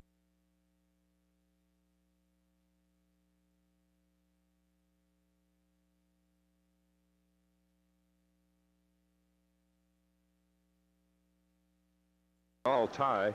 And then back in '80 they had a bye, and then in '79 Washington State won here in the first year after renovation. Terry Donahue brought his team in here and got beat by the score of 17-14. And again, since World War II broke out, Washington State has defeated the Cougars, or the Bruins, only 3 times. So Jim Walden has his hands full. He's got a 7-point handicap coming in here. He leads by 7, and Washington State will receive. They will have the wind at their back here in the third quarter, but that won't be the case, of course, in the fourth. So something to keep in mind as we move on down the road. We passed along a score to you earlier that Oregon State was leading Washington 14-10 in Seattle, and as of right now, that is still the score in Seattle, 14-10. So a bit of a surprise there. I bet Don James is one fuming head coach right now. The Huskies were favored by 37 points in that game. That's incredible. Well, and Oregon State, as we had said earlier, was shut out twice going into that game. First by Southern Cal, secondly by the Cougars. Jim Bray ready to kick off for UCLA as junior Tatalatasi awaits the kick. 2 yards deep, and he'll stay there. Erwin Chappelle saying that's a good idea. So Washington State starting their offense and beginning business from their own 20-yard line here in the second half with that 7-point lead. Looking again at some of the drives for Washington State, they had at least, let's see, one 80-yard drive, which made it 14-7. And then another 70-yard drive eating up 3.5 minutes. The earlier drive eating up 4 minutes. So some good sustained ball possession by the Cougars, as well as scoring quickly, striking quickly with that punt return early in the ball game. 1st and 10 from their own 20-yard line. Rypien again starting at quarterback. The RPMs in the backfield. 2 receivers to the right, 1 to the left. They give to the first man, Kerry Porter rather. Getting up near the 24-yard line. Gain of about 4 yards as another fresh set of receivers come into the ball game for the Cougars. Jeff Lampson coming in to play at tight end. Both Porter and Mayes rushed for 30 yards in that first half, and Mark Rypien added 12 as the Cougars had 74 as a team. 2nd down and 6 for Washington State. Rypien to go upstairs, has a man outside. Bircher up for the first down, out to about the 33-yard line, and the 1st and 10 for the Cougars. Mark Bircher, the junior out of Richland, Washington, coming up with a grab. 6'1", 186-pounder. So you see Mark completing the pass to Bircher. Rypien is now 11 of 17 for the afternoon, 173 yards. Bircher really has been a pleasant surprise for Jim Walden and company. Dennis Price making the tackle. It is 1st and 10 for the Cougars. Started back on their own 20 following the opening kickoff of the second half. Kittrick Taylor wide to the left, Rick Chase to the right. Split backs, they go to Porter again, met at the line of scrimmage, but breaks through into the 40. First down territory for Washington State. Kerry Porter out beyond the 45-yard line of the Cougars. Nice job of keeping his balance, Bud, after that initial blow and then getting yardage. This is the type of run that Kerry Porter was so successful with 2 years ago when he went for 1,000 yards, just putting the shoulder down and bouncing off tacklers, really using that upper body strength. 2 years ago, Kerry Porter with 135 yards against the Bruins. Did not play against them last year following the redshirt season. Rypien looking for a receiver, has a man down there, knocked away beautifully by James Washington after the look to the right by Rypien. Michael James, the intended receiver. Dennis Price, number 6, and James Washington, number 3. Here it is. Washington, heads up play here as you see Rypien with the fake to the right side and then comes over to left. Washington just streaking, gets one hand on the ball. Had he not been able to get a hold of the ball, James might have been able to go all the way. So it is 2nd down and 10 for Washington State. The option, Mayes up near midfield, and that's about it. Should give him about 5 yards, which will bring down a 3rd and 5 situation. James Washington again. Bruins did a nice job defensively here as Rypien fakes it to Porter, pitches it to Mayes. He's got Mike Dreyer out in front, and as Mayes cuts back, it looked like he had some running room, but Craig Rutledge was there along with Tommy Freight Train Taylor to make the stop. Melvin Jackson getting blocked by Michael Dreyer, so Dreyer did his job. 3rd down and 5 for Washington State. The pass over to Porter, and just a little bit too high, and James Washington, there he is again, waiting to deliver the blow. So the Cougars are going to have to punt the ball, and I believe that's the first, is this, no, second time, okay, 2nd time of the afternoon that Glenn Harper has come onto the field. That's right, he had the one into the wind, a 41-yarder. But this time he'll have the luxury of having the wind to his back as David Clinton lines up to receive for UCLA. Glenn Harper was sitting on his motorcycle about 9:30 this morning behind Boulder Gym, getting ready for this game, just sitting there thinking.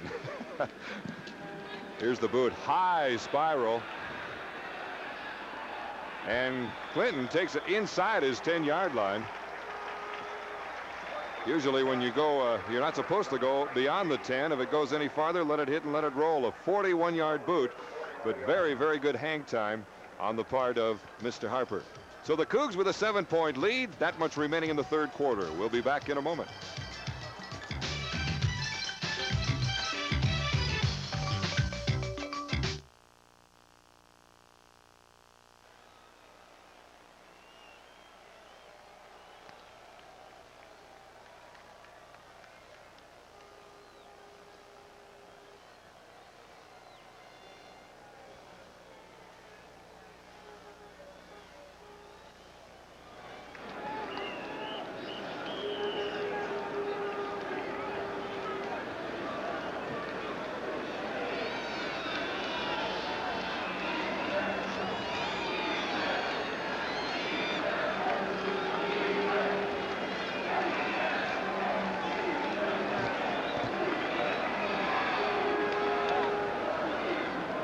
Today's game is being shown on the state line of the Cougar 85 football network, KXLY in Spokane, KBW in Hatfield, KABP in Yakima, KCWP in Wenatchee, KCPQ in Tacoma, and KPDK in Vancouver. Welcome back to Martin Stadium, and Terry Donahue's team down by 7 with 12:51 remaining. Their first chance to touch the football here in the 2nd half. Primus to the right side has good blocking and out near 1st down territory as he gets out close to the 20-yard line. Brian Ford, one of the inside middle linebackers, fighting his way over to make the stop.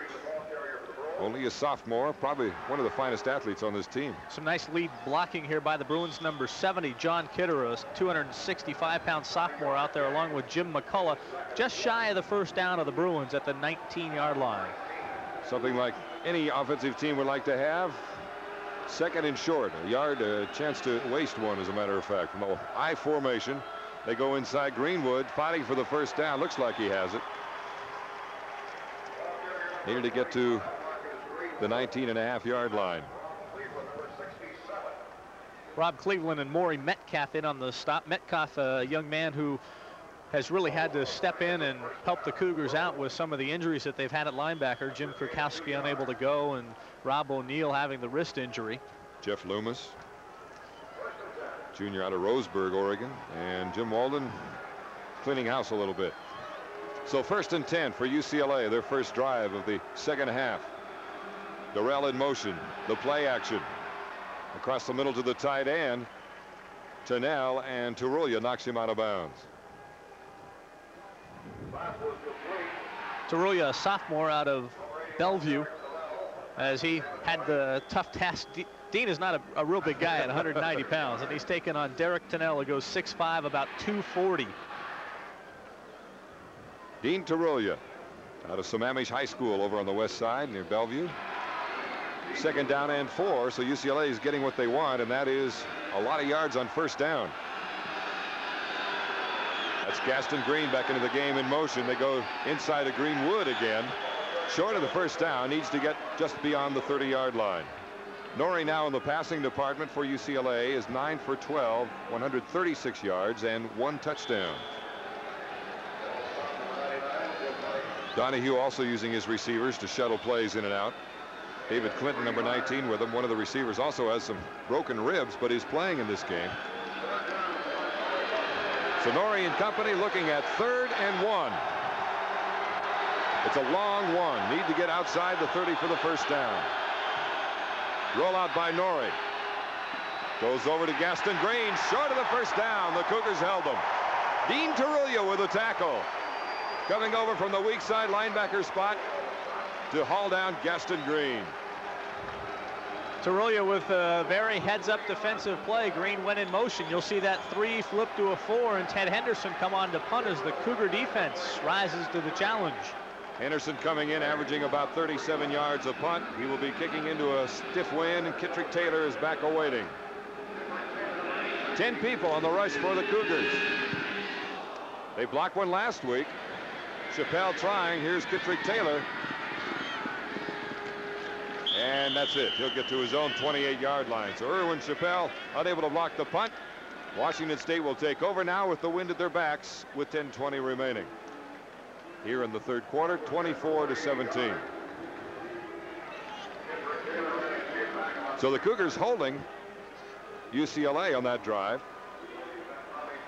Keep in mind, the Bruins came in here number 1 in the Pac-10 in rushing offense. But then again, the Cougs came in here number 1 in total offense in the Pac-10. First and 10, Washington State. Ball on their own 29. Rick Chase in motion. Play action of their own. Nice time, wants to go deep as Rypien has Michael James. And we have a flag back in the backfield of Washington State as Michael James couldn't find the handle.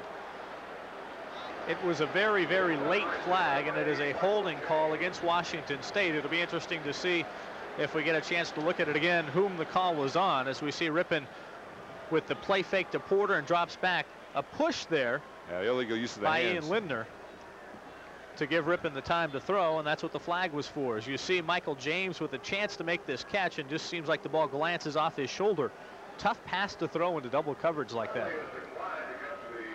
Well, Michael James, probably the fastest man and most gifted athlete of the receivers for Washington State. Why not go for it? Rypien now 10 for 19 in the passing department, 164 yards. Second down and 10 for the Cougars. Their second possession since intermission. They lead by 7. Split backs. Rueben, Mayes, and Porter. They go to Porter. And the going is getting rough inside now for Washington State. I think what the Cougars are going to need to do offensively is try to run the option outside a little bit more, loosen things up a little bit. Get Rypien on the rollout pass, which was so successful also in the first half. UCLA bringing in more defensive backs now in the 3rd and long situation for the Cougs. 3rd down and 8. 9:45 remaining in the third quarter. Things simmering down a little bit point-wise for both teams. First quarter, by now we had a couple 3 touchdowns on the scoreboard already. Rypien on the straight drop back. As Bircher, we've got a flag down. All the way down inside the 30-yard line of UCLA is number 85, Mark Bircher, the junior out of Richland. Let's check the flag. It may have been a hold against UCLA, a defensive hold. Let's wait and see. The flag went down right next to Bircher where he made the catch. Alan Dial saying it's offensive pass interference, but it's not.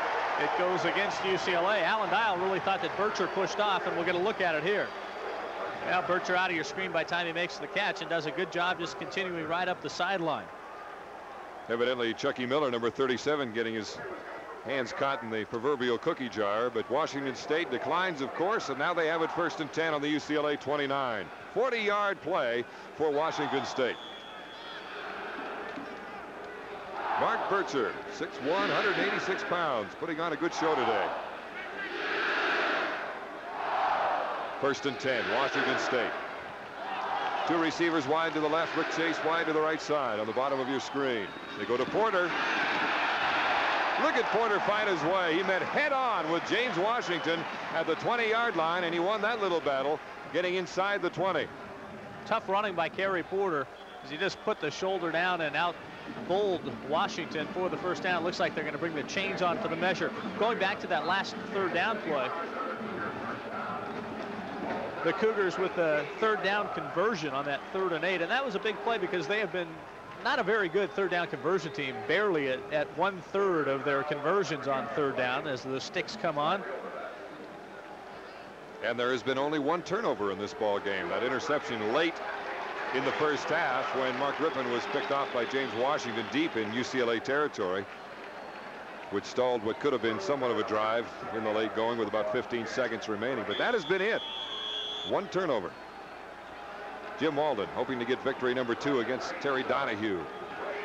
1st and 10 for Washington State. 8:48 remaining in the third quarter. 8:48 remaining with the wind to their backs. That being Washington State.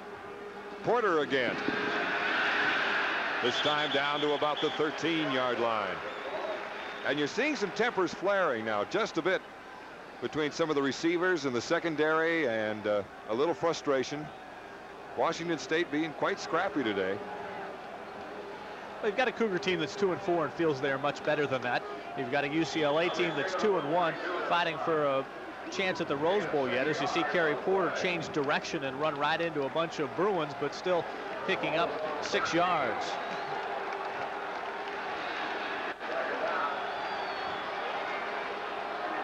There's some of the tempers flaring at the end. 2nd down and 4. Porter again. Fumble! And they're calling it UCLA football. Eric Smith, I believe it was, came yes. up with the football. Number 98, Eric Smith, or number 99, who knocked it loose, Steve Jarecki. Both of them linebackers. What a big turnaround on the part of UCLA. Here we had just talked about no turnovers in this game, or only one in the first half, and now we have a second one, both belonging to Washington State. 7:51 remaining, third quarter. And now the defense for the Cougars, with the task at hand to get the ball back for their offense. Norrie at quarterback from the eye again. 1st and 10 from their own 15. They give to the up man, Mel Farr. Not much there, maybe a couple of yards.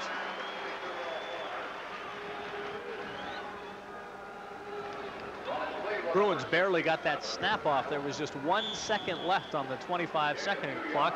As you see, Rob Cleveland, the young man out of Bakersfield, who made the stop for the Cougars. 2nd down and 8. Farr now carrying the ball 8 times for 36 yards. David Norrie at quarterback, the big man out of Portland, Oregon. 2nd and 8. They go to Primus on the right side. 1st down out to the 30-yard line of Washington State. Maury Metcalf in there, number 40 on the stop. Primus with a key play that time on 2nd and 8. Picks up a lot. Get a look at it here as Primus has the lead blocker out in front of him. Mike Hartmeyer, who's an academic All-American, throws a mean block, and then Maury Metcalf with the big hit. But UCLA has a 1st down at the 29. From the eye, Carl Durrell wide to the left. Anderson wide to the right. He's got Durrell, and he is down short of the 1st down at the 38-yard line of UCLA. Carl Durrell out of San Diego. Again, another underclassman for Terry Donahue. He's only a junior and a 2-year letterman. Clinton coming in now as a receiver. Also number 88, Al Wilson. Again from the eye. 2nd and 1. Primus. 1st down and out of bounds at the 45 of the Cougars. And you may be seeing right now what we'll see for much of this ball game if the scoring remains close like this. UCLA's strength is rushing the ball, and Washington State's weakness, really, if there is one sticking out, it's against the rush. They are 9th in the Pac-10. Primus now 9 carries, 54 yards. UCLA, it appears, happy to ground it out a little bit. Now we've got movement by the center. Let's see. He snapped the ball trying to catch the Cougar defensive lineman, Rob Cleveland, across the line of scrimmage. I would imagine that will be against Washington State. David Norrie in there checking things out. He had actually set his knee down before the flag was thrown, but they're going to call offsides against the Cougars. So another 1st and 5, third time the Cougars have been drawn off. Well, Cleveland across the line, and wisely Goebel makes the snap. Anytime you see a defensive lineman across that line, that's what you're supposed to do. So as you said, Bud, it is 1st and 5 again, and UCLA just grinding it out right now. They started back on their own 15-yard line after that fumble by the Cougars. Cougs now 6 penalties for 35 yards. 1st and 5. We're at midfield. They give to Farr. And Rob Cleveland there, number 67, to make the stop. Short of the 1st down. They need to get down inside the 45 of Washington State. Just under the 6-minute mark now in this 3rd stanza. Pace of this football game sure has slowed. Well, I think both teams are saying, all right, let's settle down and try to go for some ball possession, and that's exactly what UCLA is doing. But don't be surprised that they start looking for Willie Anderson, number 83, and they'll go deep with him. Lull you to sleep and then look for Anderson. Here's Norrie. That's who he's looking for right now. He's all alone on the far side of the field, but he didn't throw to him. He goes to Primus instead. Flag down. He's inside the 30. Fumble, and Washington State recovers. Dean Tarulia of Washington State with the ball. Now we've got a flag down back at midfield. Willie Anderson was all alone down at about the 15-yard line of Washington State.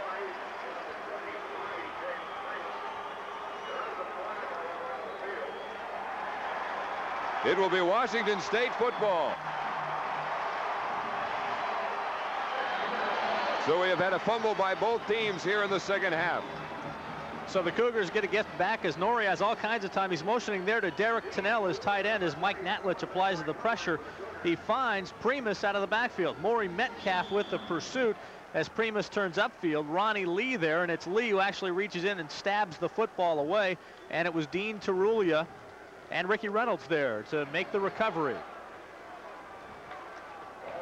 Right there, Ronnie Lee gets a piece of it. Brian Ford delivering a pretty good shot too. 1st and 10 from their own 22. The Cougars with a 7-point lead. Kerry Porter fighting out beyond the 25 to the 26-yard line. Number 95, Mark Whalen in there. He was banged up earlier in the ball game. So it'll be 2nd down and 7 after the gain of 3. Cougar defense, yes. Del White charting some things for the Cougar defense. Number 68, Chris Styko. 3 turnovers in today's game. 2nd down and 7 on the rollout. Kittrick Taylor short of the 1st down again, up to the 32-yard line. Half a yard short. Kittrick Taylor. Take a look at it again as Rypien rolling out to his right this time and just fires on the move, and Taylor, as he tries to turn upfield, wrapped up. Kittrick, the 2-year letterman out of Claremont, California. He's a junior. He'll be back along with Ed Blunt, number 10, who'll be playing quarterback next year. Mark Rypien graduates. Trying to get the 1st down. Let's see where they mark it. Rypien feels he's got it. Referees are calling timeout, so we will wait and see. The marker is at the 32.5-yard line mark. From here, I would say it is easily a 1st down. Looks that way, and the official agrees finally. Mays now with 36 yards for the afternoon. Came in 29th in the nation in rushing, averaging about, what, 89 yards a game, yeah. So, no, it has not been a banner year for him in regards to big yardage compared to last year, but they still rate him about number 2, maybe number 3 in the NFL draft next year in regards to running backs. Well, he hasn't had as many opportunities to carry the football, but catching it a lot more. 1st and 10, Washington State. From the 33, Rypien got to hurry. And Rueben just couldn't hold on. Rueben Mayes, number 36, number 41, Ken Norton defending. Del White, defensive coordinator for Washington State, said he went in once to visit Ken Norton, the player for UCLA, and said quite a lavish home for the Norton family down in Los Angeles. Can understand that. I think so. 3:52 remaining here in the third quarter. No change in the score since halftime. 24-17, Washington State. Rypien looks left, has a man, Kittrick Taylor, but he led him by just a bit, and Dennis Price for UCLA, the only one close to it, number 6. 3 Bruins there defensively. One thing to keep in mind is you see Kittrick Taylor, not the last play, but the play before that when Rypien threw the ball to Rueben Mayes. It's a tough pass to throw because you have to go cross field, as you see Mark throwing this one just ahead of Kittrick Taylor, but Mark Bircher was wide open, so we might look for the Cougars to try to come back with that direction to the right, throw back to the left. That's what I thought Norrie was going to try to do on that fumble by Primus, because Anderson all alone on the far side of the field. Nevertheless, it does not matter because the Cougars have it now. 3rd and 10. Rypien in trouble, flag down. And now Rypien just throws it up for grabs. Nobody but UCLA players there, and Rutledge has it for the Bruins at the 30. He is knocked down right there. Now we have a second flag down. And Mark just throwing it up for grabs that time. That was not a heads-up play by Mark Rypien. Nothing but white shirts out there on the right side of the field. Let's check the flags now. We had an earlier one. You'll see Mark as he tries to fake the pass off the quick drop and just nowhere to go. He's pressured all over the place. Being pushed out by Eric Smith, the linebacker. Rypien turning a number of times. Here comes Terry Toomey and just tries to throw it away. And Craig Rutledge there for the interception. And we are still trying to get a reading on these penalties. We had 2 flags. Here we go. Whatever the case, it will not be Washington State football. The Bruins will maintain possession.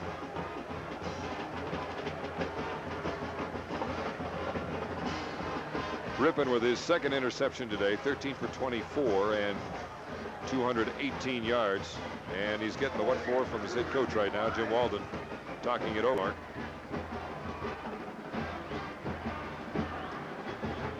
Been a great year for Mark Rypien at quarterback. Here it is. Let's see who maybe he was trying to get to. Possibly looked like Rueben Mayes, Rueben maybe. Mayes coming back. Awfully tough when you're retreating like that to throw it that far in the air. A little bit of a break for the Cougars here, and then a was called on the return by Rutledge, so UCLA will have the football on the Washington State 44 instead of near the 30 where they would have had it. However, that 1 touchdown lead for Jim Walden and company is looking mighty slim right now. David Norrie at quarterback, again from the I formation. 2 receivers wide to the right, tight end to the left side. They go to Primus. Not there as 2 Cougars are into the backfield very quickly. Tim Pettick, number 99, and also Cedric Brown, number 16. And it's a loss of a half yard. 3:16, 3:15 remaining, third quarter. 2nd down and 10.5 for UCLA. Pettick coming in from that right tackle position to get Primus, so Norrie will have that 2nd and 10.5 to work with. This time they send a receiver wide to each side. Tight end to the right. Watch the reverse. They've got it. Durrell wants to throw. Now he's in trouble and throws well short of David Clinton, number 19. UCLA only had 10 men on the field on that play. Willie Anderson came in motion and came all the way off the field, and Terry Donahue and a couple of the players were trying to push him back. They were also trying to call timeout. So it's no wonder the razzle-dazzle didn't work. The receiver, who might have been the primary receiver, was on the sideline. To the right of your screen was Clinton, but a good 10 yards away. There's Durrell trying to be a quarterback that time, but tough when you don't have many receivers. 3rd down and 10, UCLA. Clinton in motion. Norrie's got to run. He's got to get down to the 35. 1st down, UCLA. Norrie gets the 1st down inside the 34 of Washington. Knew exactly where he had to go. Good heads-up play by the gentleman out of Portland, Oregon. So we talked before about 3rd down conversions. UCLA very good, as you see Norrie dropping back. The pursuit just not quite able to catch up with him. The Bruins converting nearly 50% of their 3rd down situations, and they convert a big one there to keep this drive alive. Brown and Cleveland in on the stop. 1st and 10 for the Bruins. They're down by 7.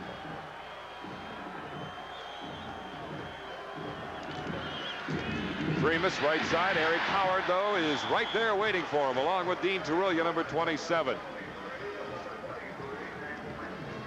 Cougars have really done an outstanding job on defense against Primus today, with the exception really of a couple of times when he's had a chance to break away. He has been hit more often than not, either behind the line of scrimmage or right at the line of scrimmage. No gain on the play. 2nd down and 10. A minute 51, a minute 50 remaining in the 3rd quarter, and then UCLA will have the wind to their back in the 4th quarter. Norrie going upstairs, looks across the middle, has his man, the tight end, Tunnell again. He's down to the 20 and inside to the 17-yard line of Washington State. So UCLA mixing it up pretty well right now and keeping these drives alive by hitting the tight end this time, Tunnell. Look at the Eric Howard working on the front line, almost with his hand in the face of the offensive lineman as Norrie hits Tunnell, and the Cougars hit themselves as Metcalf and Ford get confused trying to make the tackle. Tunnell, a tight end, this time to the right side. It's out of West Covina, a junior. Sweep. Here comes the student body to the right side. Primus, good blocking, gets inside the 15-yard line where Thomason finally wrestles him down, along again with Eric Howard, who is literally all over the field as a defensive lineman. Look at the Cougars offense on the sideline. They are a little disappointed in their output in the 3rd quarter, and they're going to have to go into the wind in the 4th quarter. So we take a look at Primus getting outside with Hartmeyer in front of him, and Kevin Thomason and Ricky Reynolds making the stop. UCLA right now with Primus playing in the backfield, really treating it like another day at the office. Just part of their business, being consistent right now. And they're playing very well, just chopping away. 45 seconds remaining in the 3rd quarter, keeping it on the ground again. Primus, not much there this time. But I think they're content with just slowly chipping away, trying to put together sustained drives and eventually take over the lead. And they are down by only 7. Primus now with 53 yards for the day.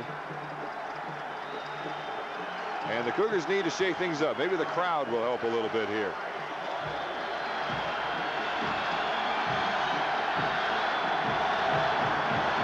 Third down and 3.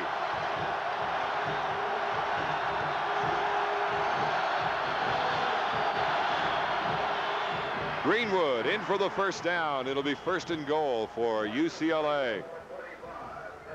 And that big offensive line of McCullough, Warnick, Goebel, Hartmeyer, and Cox beginning to really work hard on that front defensive line for Washington.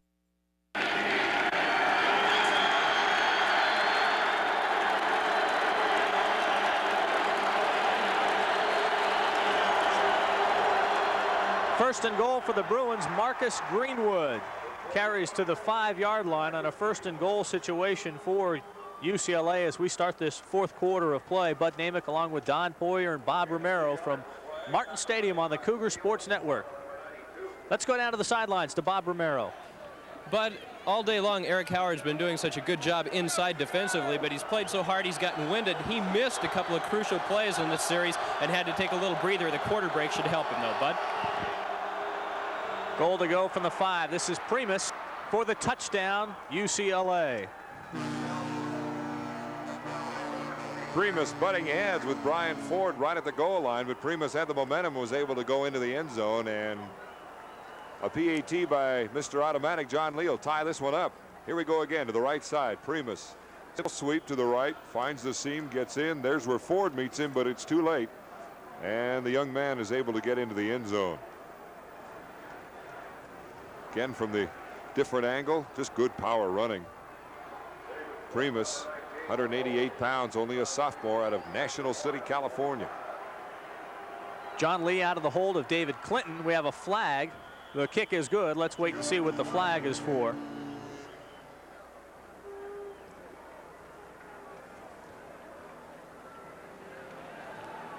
And apparently the flag is offsides against Washington State, so the extra point will stand. And after the Cougars built a 24-10 lead over UCLA, the Bruins have marched back, capped by this touchdown run by James Primus. We have 14 minutes and 26 seconds of football left to be played on this homecoming afternoon from Martin Stadium in Pullman.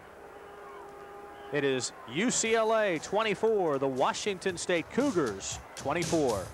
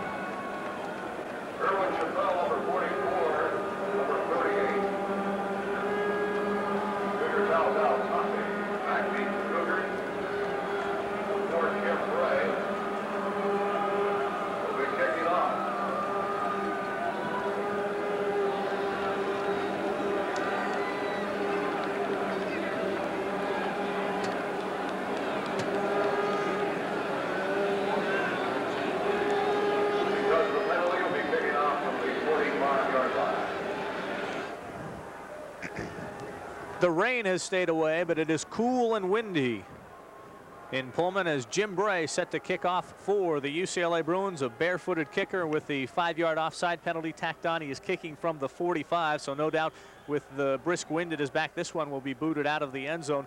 Junior Tautalatasi and Erwin Chappelle deep for Washington State. High end over end kick that no one will come near, and the Cougars will start this drive on their own 20. And Don, the Cougars have not done very well with the football in this second half after a very productive first half.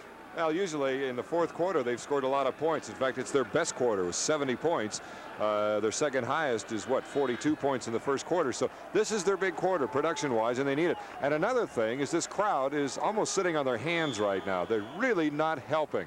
And they need to get a little more excited and get this team going. We're not seeing the kind of effort or the excitement on this Cougar team right now that we saw in that first quarter. Crowd tried to get the defense pumped up on that last goal line stand, but it didn't work. The pitch goes to Rueben Mayes, and he falls forward to about the 23-yard line. Here in the third quarter, the Cougars punted the football away after their first drive. They were driving towards a touchdown. They had the ball on the 13 of UCLA when Kerry Porter fumbled, and then on the last drive, they ran 4 plays before Mark Rypien was finally intercepted. So they have not been productive offensively here in the second half, and they face a 2nd and 7 from the 23 of Washington State. Look at Rueben Mayes in the backfield. Picked up 39 yards so far today. Mark Rypien will keep it on the option, and he is hit by Steve Jarecki, but Rypien gets to the 27. So Rypien gets 4, and the Cougars have a 3rd down. That's one of the first times we've seen Rypien keep it on the option like that. Surprised UCLA a little bit. Just good reaction on the part of Jarecki, their senior linebacker. I can't say it enough, though. The crowd right now is really quiet. Here's the drive by the Bruins, too. 4-11. That's how much time they ate up. And that one tied it at 24. Second tie we've had in the game. Big 3rd down for the Cougars. Nope. And they are going to be short of the 1st down, and Glenn Harper is going to have to punt into this wind.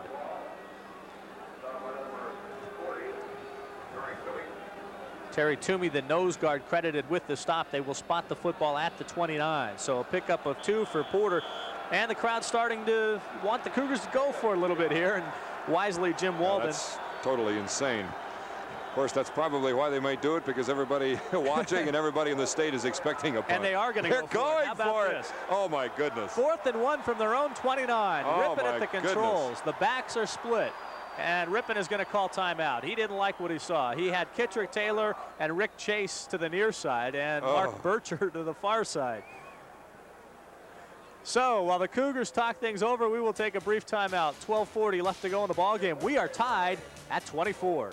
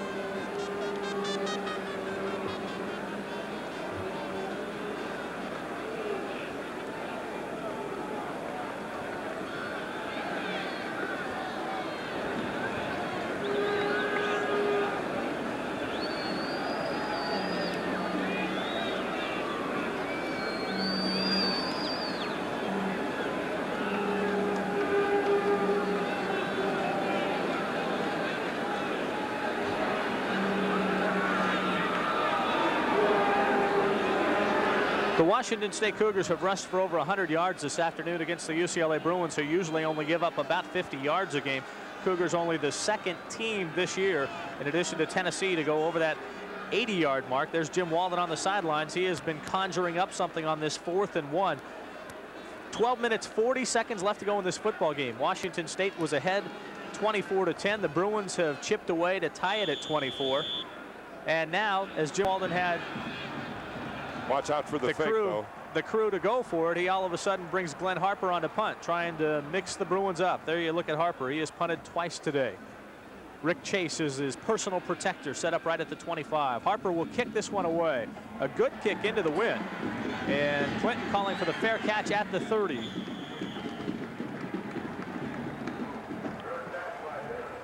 So a 41-yard kick by Glenn Harper.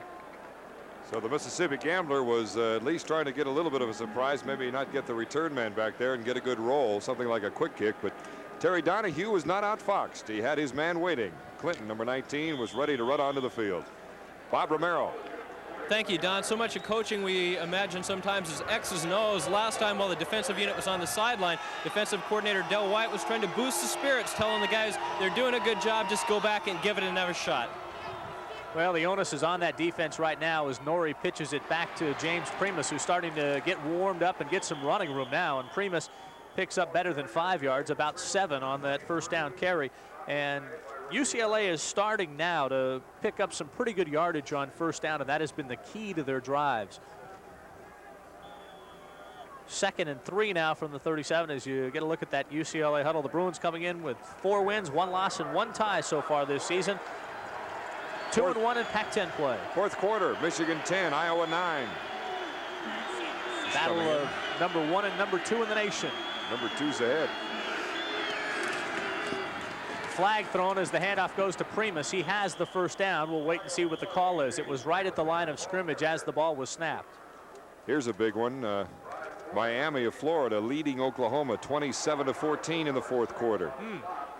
Texas leading 4th-ranked Arkansas 15-13 in the 4th quarter.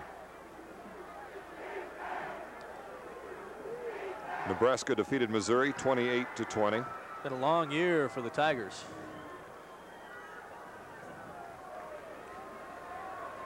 Air Force winning big again, 35-19 against Colorado State. That was expected. Another 5 yards marched off against the Cougars. I believe that's the 7th penalty of the afternoon against Washington State. But as you see the rushing figures on the afternoon, UCLA 170 yards to 115 for Washington State. It is 1st and 10 for the Bruins. The ball is on their own 43-yard line. Norrie going to throw on first down. Has plenty of time. Pump fake, now throws, and it is caught by Carl Durrell. He's got some running room down to the 45. Durrell with a nice comeback pattern to make that catch. Got the first down into Cougar territory. Bill the Beer Man out here trying to get the fans going for the Cougar football team. Bill, get to work. Here's the rollout. Norrie, pretty good pressure on the part of Metcalf coming in, Natlich, but he finds Durrell in time going against the flow and gets the first down. Cedric Brown bringing him down. You can sense here in the stadium, and the fans seeming to feel it too, that the momentum has switched from Washington State to UCLA. Got that right. The option. Look Pitch out to Eric Ball, and he can run and gets close to the first down. You do not want to let that young man get loose outside. Well, he had nothing but green real estate in front of him on that time. They really sucked Washington State to the inside. A quick pitch out there now, really the option pitch.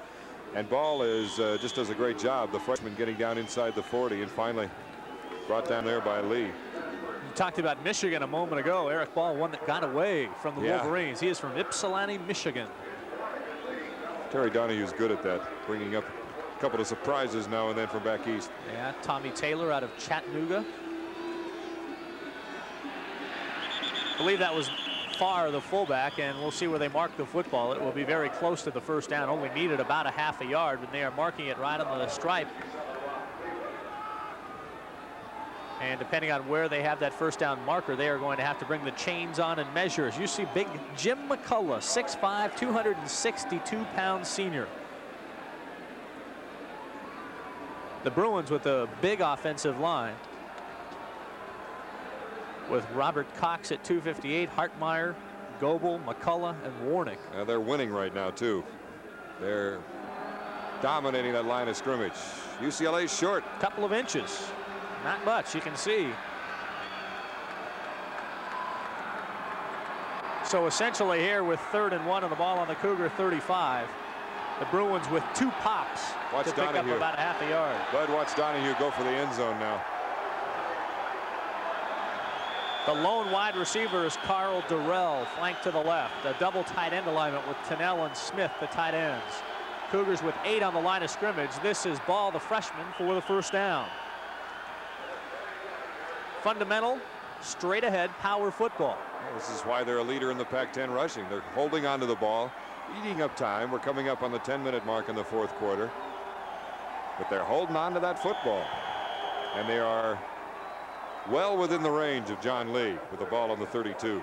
With a very brisk wind behind him. Another first down for the Bruins. They have the I formation. That is Marcus Greenwood in the backfield now along with Ball. Norrie's going to throw. Looks for Ball out of the backfield. Eric makes the catch and is brought down at the 31. So pickup of 2 yards on the play. Good read by the Cougars that time. Almost looked like a busted play when Norrie rolled out. And it's the first time on this drive that the Bruins have been stopped somewhat on first down. 2nd and 8 situation now with the ball on the 31-yard line of Washington State. A tired Cougar defense looking at that man, David Norrie.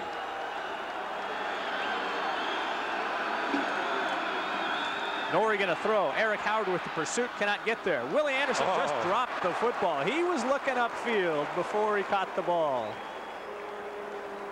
Willie Anderson came in, of course, replacing Mike Sherrard. He has been the deep threat. He has caught a couple of deep ones today. Had a 47-yard touchdown. This time, yeah, it's a simple case of looking upfield before he had the handle of the football. Nice pass by Norrie. Good-looking quarterback. That's a whoopsie. Ron Lee on the kill. So now the question is, can the Cougar defense stop the Bruins from getting to where you just saw the end zone? 3rd and 8. Long count. Norrie, quick drop, has his man Clinton, and it is going to be a bit short of the first down. Let's see where they mark it. Ooh, it's going to be awfully close now. Norrie, as Don said earlier, playing with broken ribs. Clinton, you mean? Yeah, number Clinton 19, playing right. with the broken ribs as we take a look at Norrie completing the pass. Ricky Reynolds coming up. The thing for UCLA right now is that they have Washington State defensively wondering what UCLA is going to come with. They're working it well, rushing. They're throwing the ball well. Willie Anderson simply dropped that last pass. It would have been an easy first down. So they've got the defense pretty confused. You can't get much closer than that, and they are going to give UCLA a first down. Well, this is the time. Terry Donahue talking with Willie Anderson, sending in Al Wilson, number 88, another receiver. But this is the time now in this series, and hopefully if they can get out of here with maybe just a field goal by John Lee, they could consider themselves very lucky. 9:01 remaining. Tied up. Jim Walden said he's going to throw the whole bag of tricks at the Bruins. He might have to come up with something next time the Cougars have the ball. Primus inside the 20 to the 18. Again, that offensive line getting the best of the Cougars right now, the better of the Cougars. Up front, the sweeps are working well, and Primus is able to pick and choose and then just power his way for a couple of extra yards, and that's how they're holding on to the football right now. Couple of runs, a pass, couple more runs, another pass on this drive for UCLA.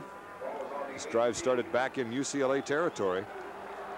8 minutes, 20 seconds and counting left to go in this football game. It is tied at 24. This is the fullback Farr, and he gets forward to the 14-yard line, and that is going to be about a yard shy of a first down. And again, you get the feeling UCLA is just treating it business as usual here. We'll just keep grinding it out. We got the clock on our side. We got the wind on our side. We're tied. We can't lose as long as we hold on to the football. Just take our sweet time, keep the Cougar offense off the field, and eat up as much of that clock as possible, and then get some points. Good game plan. 3rd down and 2 from the 15 as the Cougar crowd again tries to implore the defense. Dorrell goes in motion. The pitch to Ball. And he is going to skate in for the touchdown, the go-ahead touchdown for the UCLA Bruins. They have scored 3 unanswered touchdowns against Washington State. 15 yards by freshman Eric Ball, his 5th touchdown of the season as we get a look from ground level. Here they are coming right at you. Melfar gets a block on Rob Cleveland. That opens it up on the inside. Jim McCullough got a piece of somebody, and it made it easy for Eric Ball to come in and score. And as I said, business as usual. UCLA just grinding it out and dominating the line of scrimmage. First time in this ball game that the Bruins have had the lead as John Lee punches it across. And now Washington State has their work cut out. 7:38 left to go in this ball game. It is UCLA 31, Washington State 24.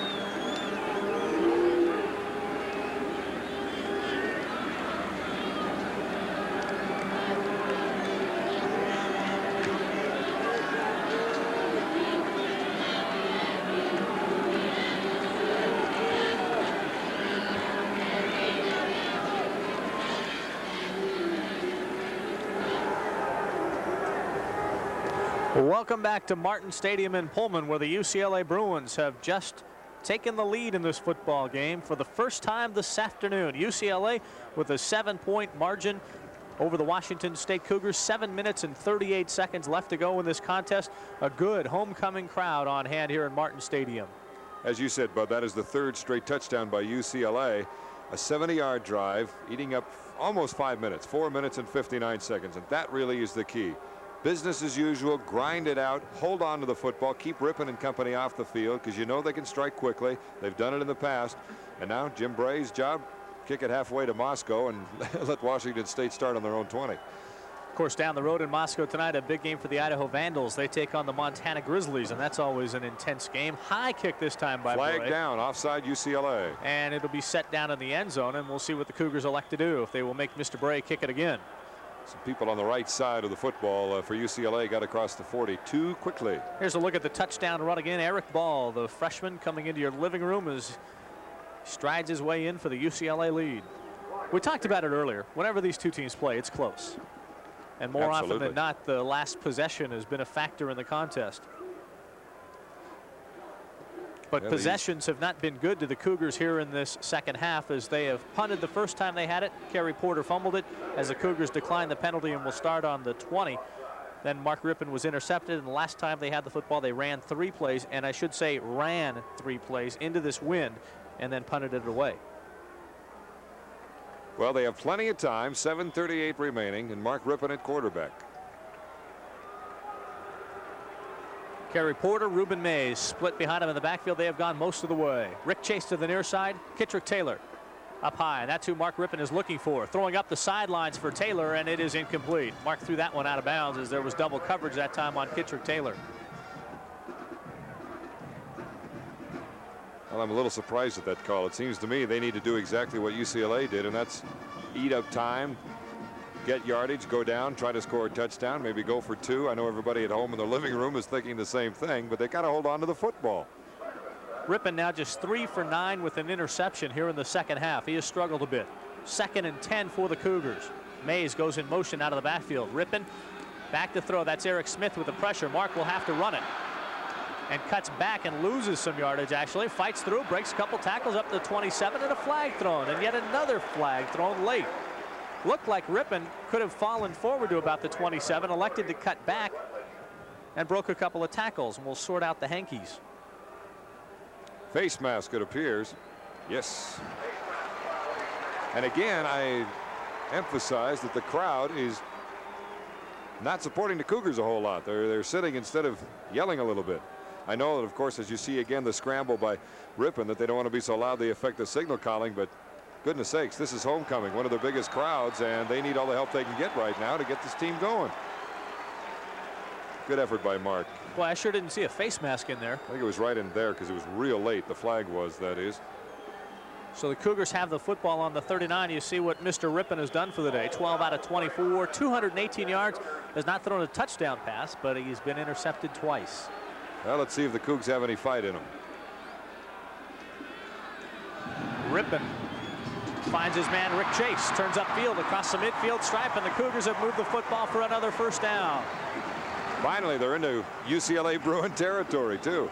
First time here in the, actually they were in Bruin territory when Kerry Porter fumbled. Here's the rollout now by Rypien. We've seen it many times. Rick Chase, second option man. He gets outside of Melvin Jackson, and picks up the first down and stops the clock. 7:07 remaining. Good job by the leading receiver for Washington State. 15-yard gain on that play for the Cougars. Ball is on the left hash mark. 7 minutes left to go in the contest. Cougars trailing by 7 points. Hand off to Mayes on the delay. Can't get outside. Nice tackle. Another flag thrown late. Tommy Taylor made the shoestring stop on Mayes. I think we'll get another face mask. Yes, we will. That one a little more incidental. Terry Donahue not happy with the call. A referee had a much better angle, did not call it, but the sideline judge did. So the Cougs will get up a little bit more yardage. And it should be another Cougar first down. Well, they just mark off a 5-yard one, so incidental again. Incidental, and it will be. Here are the penalties. Beginning to even out now, but 7 penalties on the Cougars. Here's the play again. Nicely called, but Tommy Taylor doing a good job. There you see the left hand. Pretty easy to call that one. That's amazing because the referee was to the inside of Porter, had a clear shot at that and did not call it. 1st and 1. Let's see what the Cougars do here. A little play action. Nope, let's get the first down. Kerry Porter does so. Ken Norton makes the tackle. Interesting about Norton that he is playing so well for these UCLA Bruins. The first time he played football, his junior year in high school. And he's only a sophomore at UCLA, as you see Jim Walden. Walden getting to walk his own sideline since September 7th when they beat Cal here 20-19, and we won't forget that one. Scoring 3 touchdowns near the end of the ball game to win it. Washington State marching, trying to get the equalizer. A lot of first downs in this game. 21 for UCLA, 17 for the Cougars. Porter met by a whole host of Bruins at the 30-yard line. We're seeing the Cougars do now, or trying to do what UCLA was doing, and that's keep it on the ground and grind it out. Let the clock roll. There's plenty of time. 6 minutes remaining. It's interesting, the contrast, though, as you see Terry Donahue hoping that his defense can come up with the right moves to stop this Cougar offense. UCLA just kind of does it with power, coming right at you. The Cougars move it around a little bit. I can't believe it, though. This is a possible game-tying, maybe even game-winning drive, and the crowd is silent. Back on their feet. I can't believe it. Rypien going to throw. Has Kittrick Taylor. Makes a nice catch inside the 20. That was a tough catch. And now the crowd waking up a little bit, but still you would think that the Cougars trying to drive. I'm going to take off my headset and see. Maybe it's just, it's still awful quiet out there. Yeah. Here you go. Kittrick Taylor here on the little slant. Gets around and meets Mr. Washington, number 3, and Dennis Price. 1st and 10. Ball is now resting at the UCLA 18. Rypien, quick drop. Completed to Rueben Mayes, and he has the Cougar first down as he went out of bounds. Nope, they're going to say he stepped out now at the 10, but the Cougars are mixing it up, using the ball control passing offense, the quick option, and now the crowd starts to get into it. Nice play by the Cougars. We've seen it. Here it is. Rueben Mayes getting around outside the linebacker, Jackson and company, and gets very close to the first down. 2nd and 1, so they've got a couple here to really take their time with. Mayes and Porter behind Rypien. Christensen and Taylor, the wide receivers. Porter falls forward. Let's see where they mark it. It will be very close to a Cougar first down. Should be a first down. It's raining. Starting to rain. As you see people start scrambling for the umbrellas. 5 minutes and 1 second. Now it's under 5 minutes as the clock is running. So apparently the Cougars shy of the first down because they are not stopping the clock. It's going to be 3rd and about a half a yard. The Bruins are mighty tough in this situation. Rick Chase coming in. Mark Bircher coming in. Terry Donahue. flashing some defensive signs, shouting some encouragement. 3rd and a half a yard inside the 10. Rypien to keep it, and he has the first down.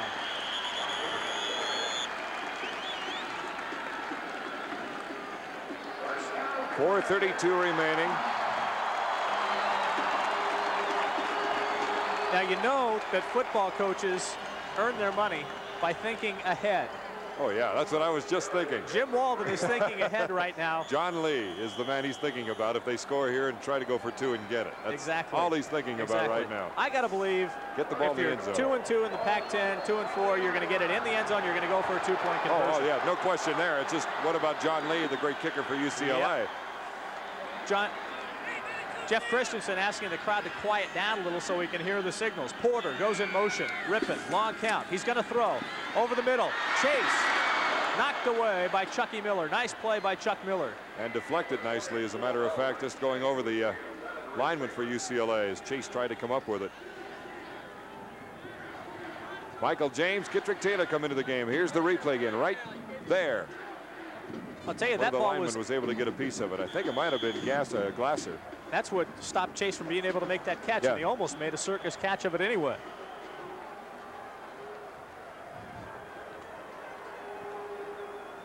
Second and goal. New football comes into play now. Give the Cougars a dry one now that the rain is falling a bit here in Martin Stadium. 4:07 to go. 31-24 UCLA. Second and goal from the 7. This ball batted around, and fortunately for the Cougars, it drops to the ground. Dennis Price was trying to get to it. So again, the Bruins get their hands on a Mark Rypien pass. Now what are you going to do? It's 3rd and goal from the 7-yard line. I think you got to see a rollout option of some kind. Again, the ball being knocked away by the linebackers and linemen. Bruins doing a good job. 3rd downs. Washington State, 4 out of 5. That says something. Here we go. Mayes goes in motion. Rypien to throw. A lot of pressure. Going to have to throw it into the corner. Kittrick Taylor can't hang on. Pass interference called. And oh, that one's going to get Terry Donahue a little mad. That is a little bit of a surprise flag. Cougar fans love it. And again, the official closest to the play did not make a call. It was the official that was in the middle of the field in the end zone. Here we go again. Chucky Miller was defending number 37. You watch it. You got a great shot right there. I think what they called is the fact that Chuck Miller was actually playing Kittrick Taylor and not playing the ball. Yeah, but he didn't put his hands over Taylor's face. Looked like he did have the one hand up in the face mask. I don't know. I'd take a look. Let's look at it again if we can, guys, in the truck. Regardless, it's 1st and goal for Washington State on the 2-yard line, but let's see. He has to put the face. Now he's going for the ball. Big break for the Cougars. Nonetheless, let's see. 1st and goal. Inside of 4 minutes. Chase in motion. Pitch to Mayes. Touchdown, Washington State.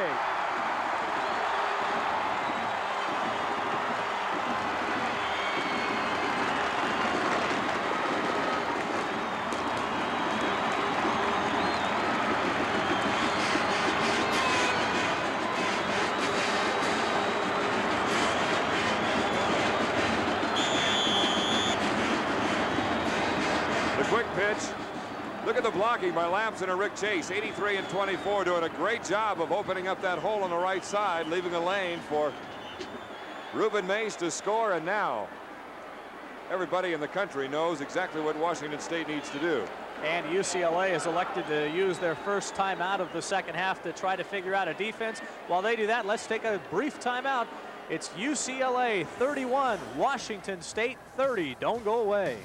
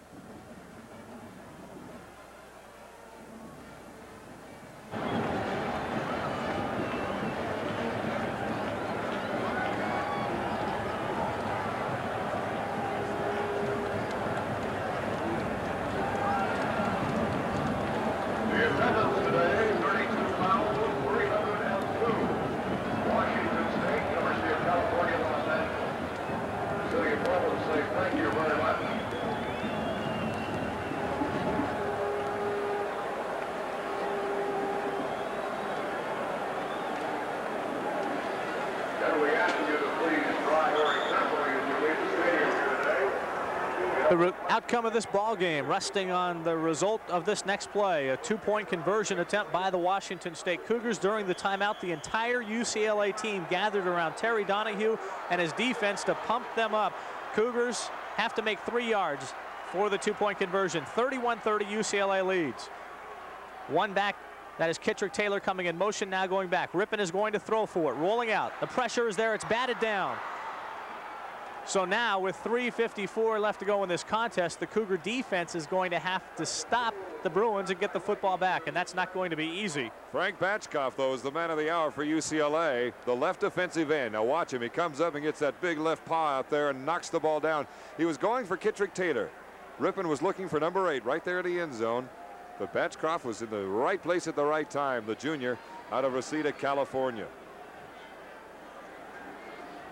Maybe some justification out of that after the call of pass interference in the end zone. That one will be talked about for some time. But UCLA holding on to a 1-point lead now. 32 timeouts left in this contest. Let's go down to the sidelines to Bob Romero. Well, nobody is happier to see the Cougars get that touchdown than the defensive unit. They want a chance at the UCLA offense. One sad note, though, Mike Natalich, the freshman redshirt from Yakima, has gone to the locker room. Trainer Mark Smallhouse says it looks like possibly broken ribs. But Daryl Henley, the return man for the Bruins, and he helps UCLA out quite a bit by moving the football out near the 30 off the kickoff from John Trout. So now the Cougar defense comes onto the field needing to stop the Bruins on their very first series of plays. Well, and you know exactly what UCLA is going to do right now. Ball on the ground, eat up the clock. Both teams with 2 timeouts and 3:48 to work with for both teams. Sweep left, sweep right, try to get a first down. That's what the Bruins will be doing. Cougar scoring drive, 80 yards, 14 plays, but the two-point conversion attempt failed. They trail by a point. Crowd on its feet. They're finally in this one. Norrie, the long count, the pitch goes back to James Primus, and he is hit hard across the 33. So the sophomore picks up about 4. Rob Cleveland, Maury Metcalf, all in there on the tackle as Terry Donahue talking with Clinton, number 19. Clock running, 3.5 minutes remaining. 1-point game, 31-30. And Norrie and the Bruins with the ball, with the lead, and with the wind behind them. And the clock running, 3:20 and counting. A senior signal caller out of Jesuit High School in Portland has done a good job of keeping the Cougars off balance. This is Durrell coming in motion. There's the pitch to Eric Ball this time, and he has a first down and then some. Eric Howard finally bringing him down from behind along with Ron Lee. Howard comes up with the football, but the officials say no, he was down. And we've got an injury. It looks like Ron Lee, number 42, is hurt. As they attend to him. Clock is stopped with exactly 3 minutes remaining. Ronnie is the safety out of Tulare, California. So that's the time they have to work with, and the lead for UCLA. We have a timeout, 3 minutes left to go in this contest. UCLA leads it 31-30.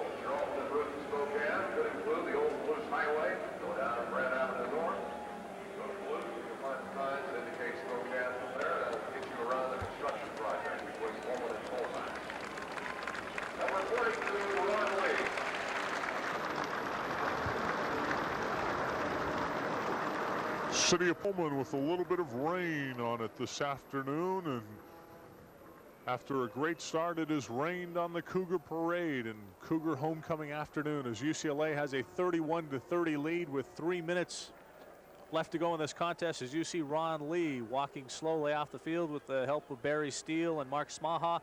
Bob Gregory, a junior out of Gonzaga Prep in Spokane, takes his spot in the defensive secondary. So the Cougars, who are young and banged up in the secondary with the exception of Cedric Brown with another injury back there. 1st and 10 on the 44 for the UCLA Bruins. They will just grind it out on the ground. That is Al Wilson going in motion. The fullback, Mel Farr Jr., stopped cold at the line of scrimmage, and that's what the Cougars have to do. 2:30 and counting now. Washington State with 2 timeouts remaining. I would imagine they will spend one of those timeouts right after this play if they stop UCLA short of the 1st down. Substitutions, Carl Durrell comes in. Al Wilson goes out. Next up for Washington State, the Arizona State Sun Devils. Next Saturday right here in Martin Stadium. We'll have that game on a delay basis on the Cougar Sports Network. 2nd and 10. 2:05 left to go. Clock running. Handoff to Primus, and he picks up 4. Jim Walden calling for the timeout. The Cougar players not signaling for it. Finally now, they get the timeout called by Mike Beasley. 1:55 remaining. 3rd down situation now. UCLA will need to pick up about 5 yards. Cougars have 1 more timeout. So, it's coming down to the finish with 1:55 left. UCLA leads Washington.